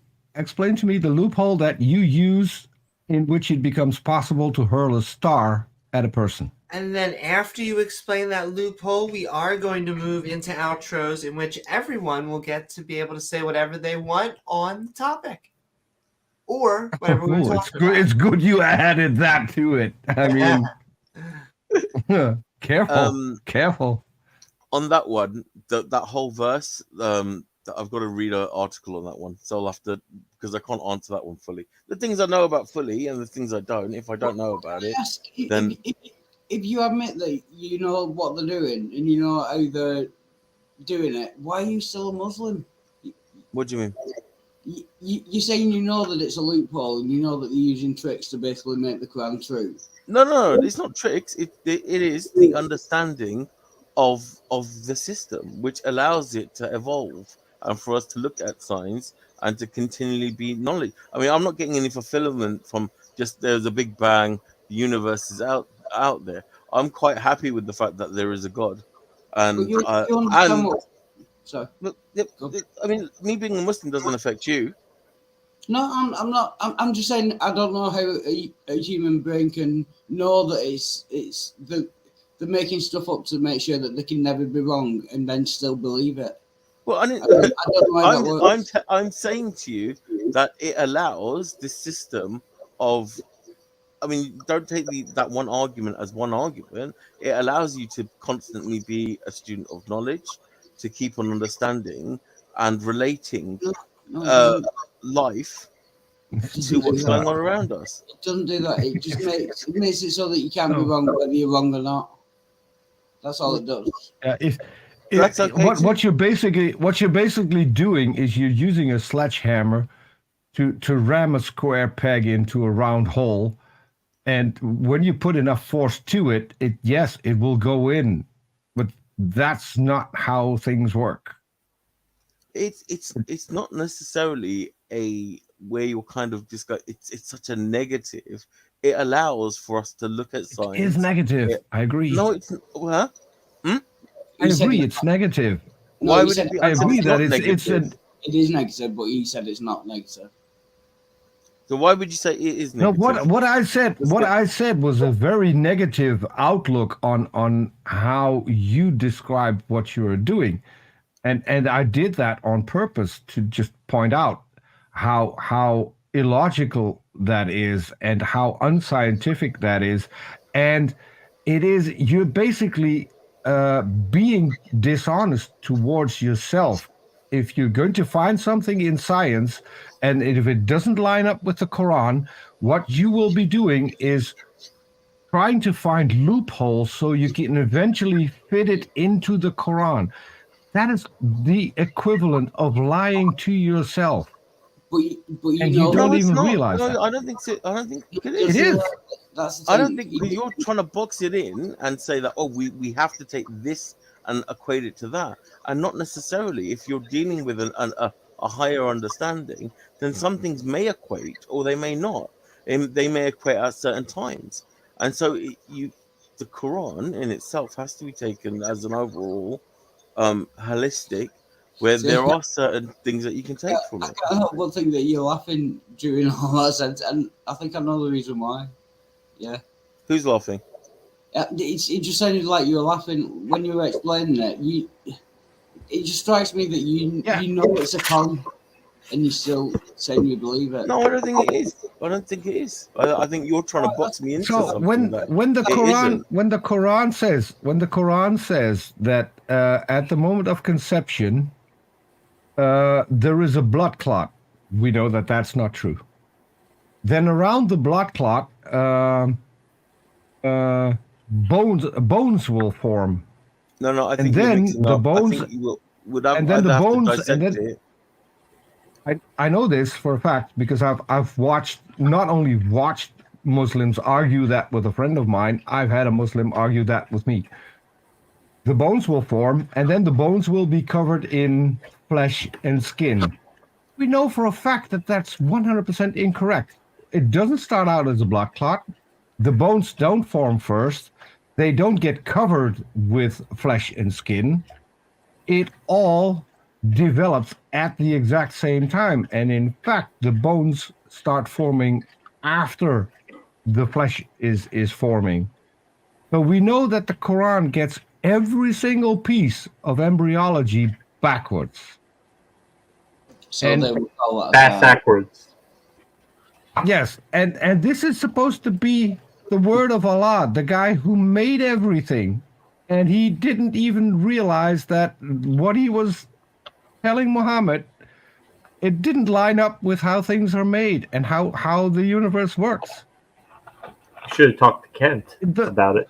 Those are just a few examples. We can go through a lot in the Quran. We can go through where semen is formed in the human body. I had a Muslim explain to me, you lie on your back and you pretend that you can look underneath your rib cage, and then semen is formed between the rib cage and the backbones because you would be able to see your balls between the rib cage and the backbone. It's not how that Oh works. my! No, you're twisting. You a got lot of Amy's things, my attention. friend. You're like twisting a lot Yeah. of the words that and how what they were meant in to I've- suit what you're I've saying. And you're wrong. debated this. I don't care. I've debated this with a the way Muslim you're who explaining it read to me, Who was the Muslim? who read Who me was the the Muslim? who read me Who the was verse Muslim from the that you Quran. debated with? I think we Peter's a might- master debater. Say again, I Who think was we must. the Say again? Muslim that you debated with? Nadir Ahmed. Yeah, I know Nadir. That's fine. Right. I think we might have found the I've Muslim. debated the origin of semen with Nadir. Oh my! I've debated the fact that stars are lamps that you can throw at people. I've debated that with Nadir. I've debated the embryology part with Nadir. I know what I'm talking about. And I had it Actually, confirmed. On that I had it note, confirmed by at least 5 ex-Muslims that I got it correct as it is written in the Quran. On Because I that don't read note- Arabic. I am going to let you have the final response in your outro, Friendly Muslim, because you're going to be leading us off. So thank you, panel. I'm sending love. We are Midnight Ranting on Hey, thanks, guys. the universe and evolution, and we are going into our outros.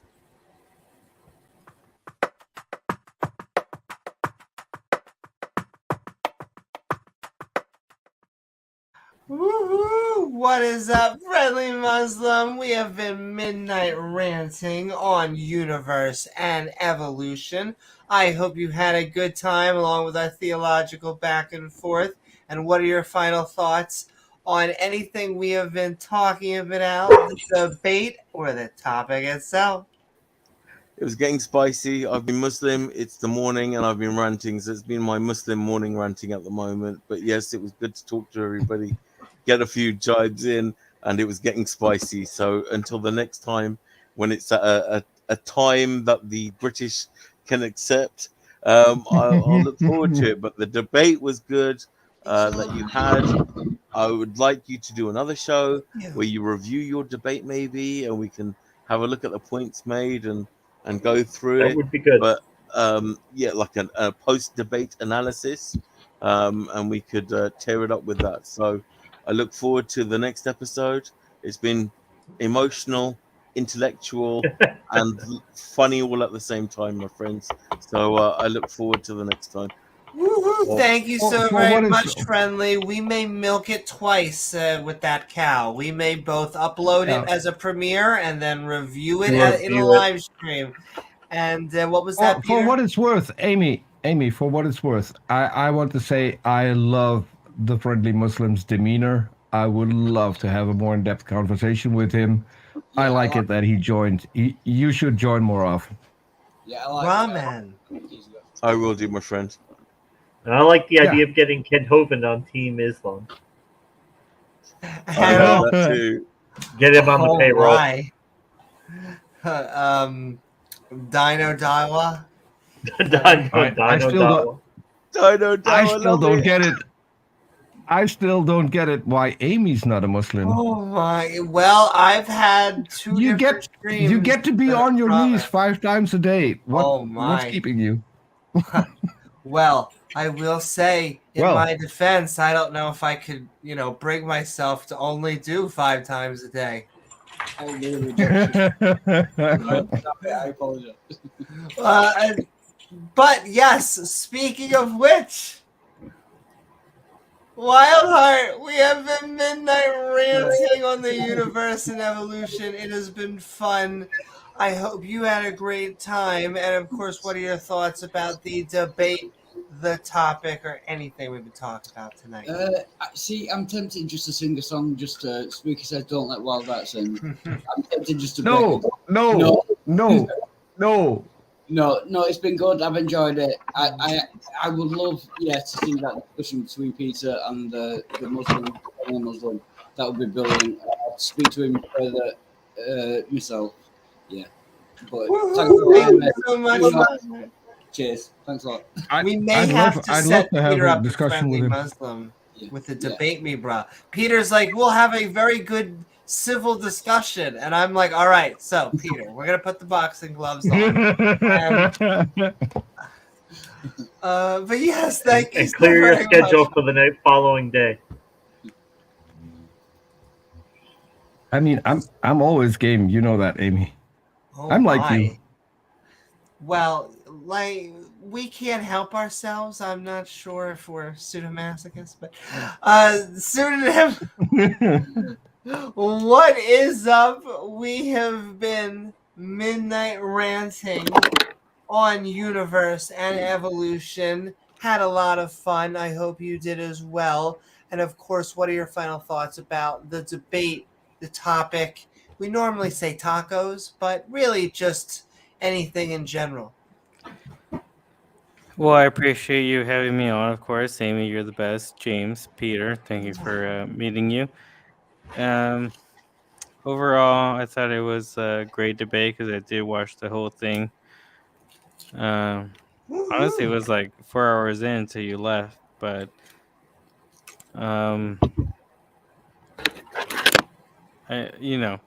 as I mentioned, there's a differentiation between the macro and macroevolution, which I think we all agreed on or not agreed on, or can say there's a difference or not a difference on.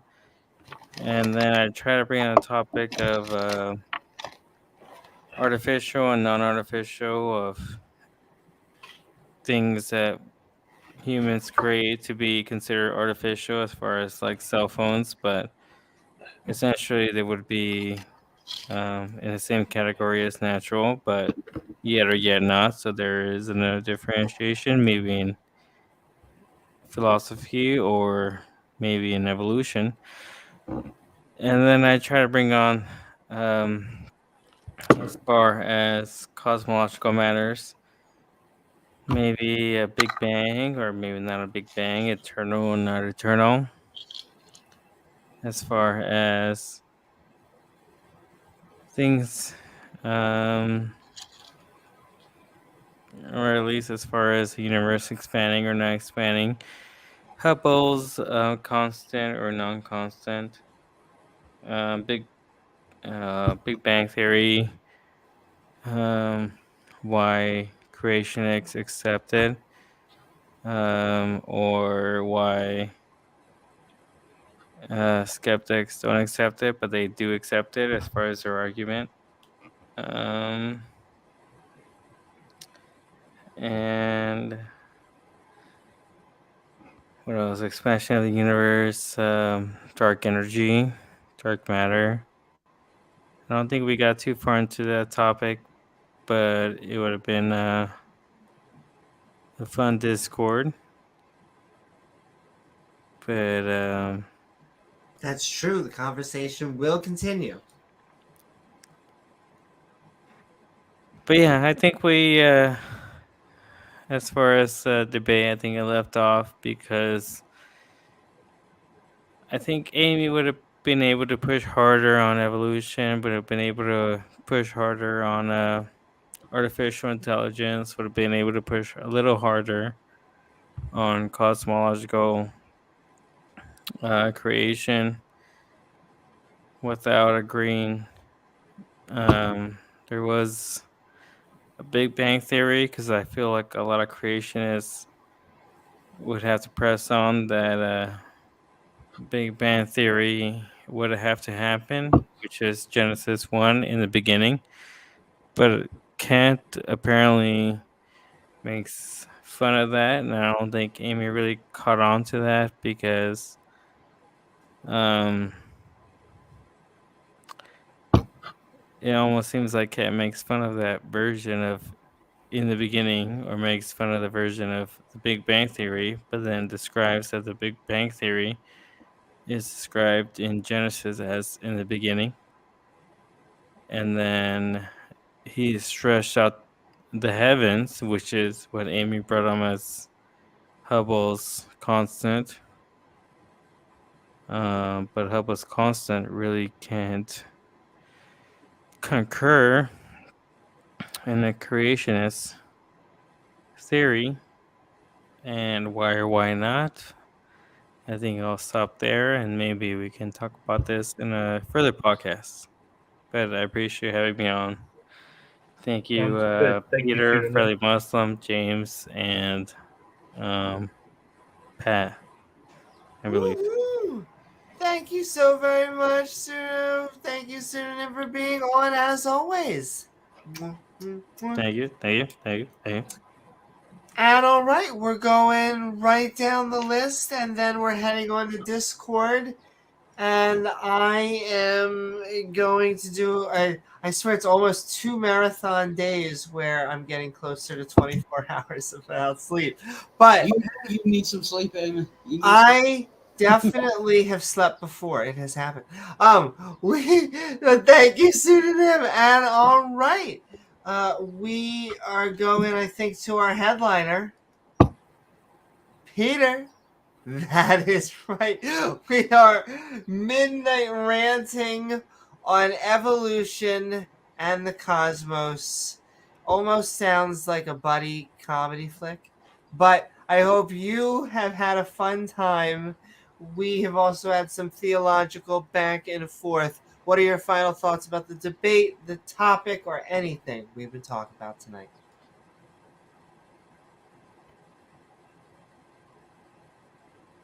Oh, I do it once a podcast. I think you're muted. You're on mute, Peter. Whatever you're talking about is hot. It sounds fascinating. I can hear him. He's saying that Friendly Muslim was right. I about said we haven't come close enough to anything Kent Hovind, because otherwise we would have been talking about creation, evolution, and dinosaurs, and we didn't talk about the latter. So we missed something. We'll do that next time. Oh, they miss many things. Yeah, I mean, we don't want to keep Amy from her sleep, which is good that they said you need to get some sleep and didn't say you need to go to bed, because then it progresses in a whole different direction again, and you wouldn't get any sleep anyway. So, yeah, I'm the moment the debate becomes available, I'll watch it religiously. As I said, I know for a fact that you did well, because you know your stuff. From the people that I know who do debates, I think you're probably the one who prepares best for a debate. You always come extremely well prepared, although the same thing could have been said about James. I think James did a good job as well when it comes to the preparation. And yeah, as always, it's a lot of fun coming on your channel and talking about things like this. Oh my!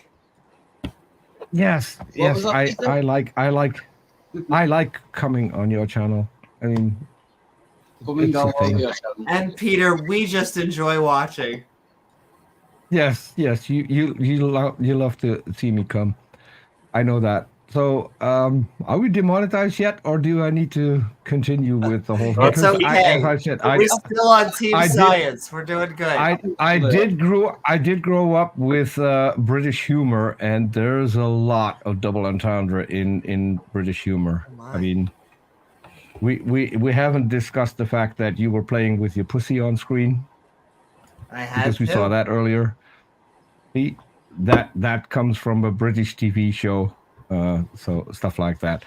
I will leave it here, and I will say that there's only one God, a goddess, in fact, the one true goddess.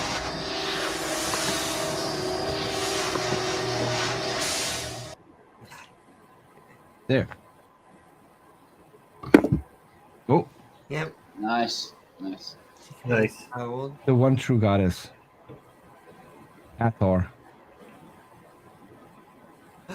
That's it. Ramen. Thank you Praise so God. very much, Peter. Someone get this ugly fucker off my screen, please. Can someone get this ugly fucker off my screen, please? That's true, Simon. Okay. You're ready for Formula One. No. We love Peter once again, and go check out also all of his produced content on R and Ra. Newman, focus. And on his channel on Gonna Go For It. And all right, sending love, Peter. And we are giving it to the co-pilot to land the ship now. James, we have been talking about the universe and evolution. Nice possible, by the way. Oh, I get goose pimples when I hear that name. Thank you, Darth. Darth gets very triggered. It's still, like I said, good to know that I am in his brain. Yes, triggered him that long and hard. Also, that's what he or she said. Number one, I do like being on my knees. When you like your job, you never work a day in your life. James, we have been ranting. What Today do you is a work think? day, so yeah, we gotta head to bed. But thanks, guys, for coming along the journey with us, and we will be back shortly. Stay tuned. Have a good night. We love you guys. Say bye, Gizmo.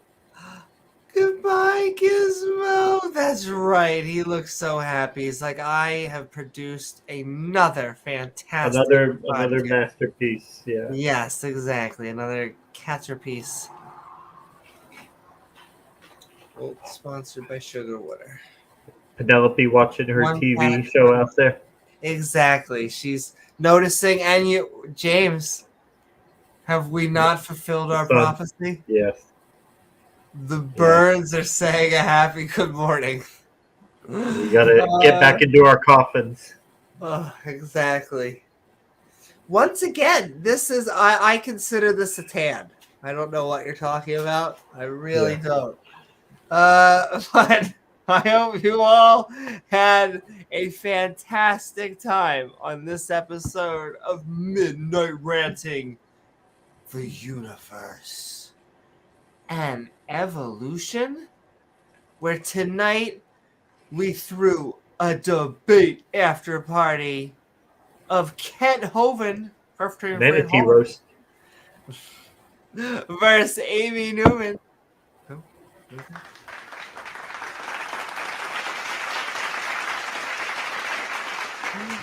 From GodTvRadios Brett Keane on the topic of universes and evolution for a cosmically good time. Oh my. However, I do want to thank my co-host James W. along with our guest Peter Pseudo Too fast, Peter. Wild Heart and Friendly. Woo, as well as all the people in chat. Our Brett awesome Keane. mods who make this stream so great. Denied. And lovely viewers like you who make this channel even possible. If you enjoyed the show, please don't forget to like, follow, or subscribe. I was gonna say I ordered 3 fries. I wanted 3 fries, right? Because then you gain access to that bell icon, which, when sent to all, will send you reminders to see our premieres or join our live streams. Thank you. Tip your waitress, folks. Focus, Newman. Newman, focus. Yes. Or hey. Hey. Why not leave this? Newman, listen to me. You're a grown adult. That type of hey that James just got is the type of person that's like in a mascot costume, but they don't want to be there. Ah, yes. Happy birthday, Billy. By the way, I recently spoke to Darth Talking Stars. If anyone has any clues how to finish it, One-handed clapping.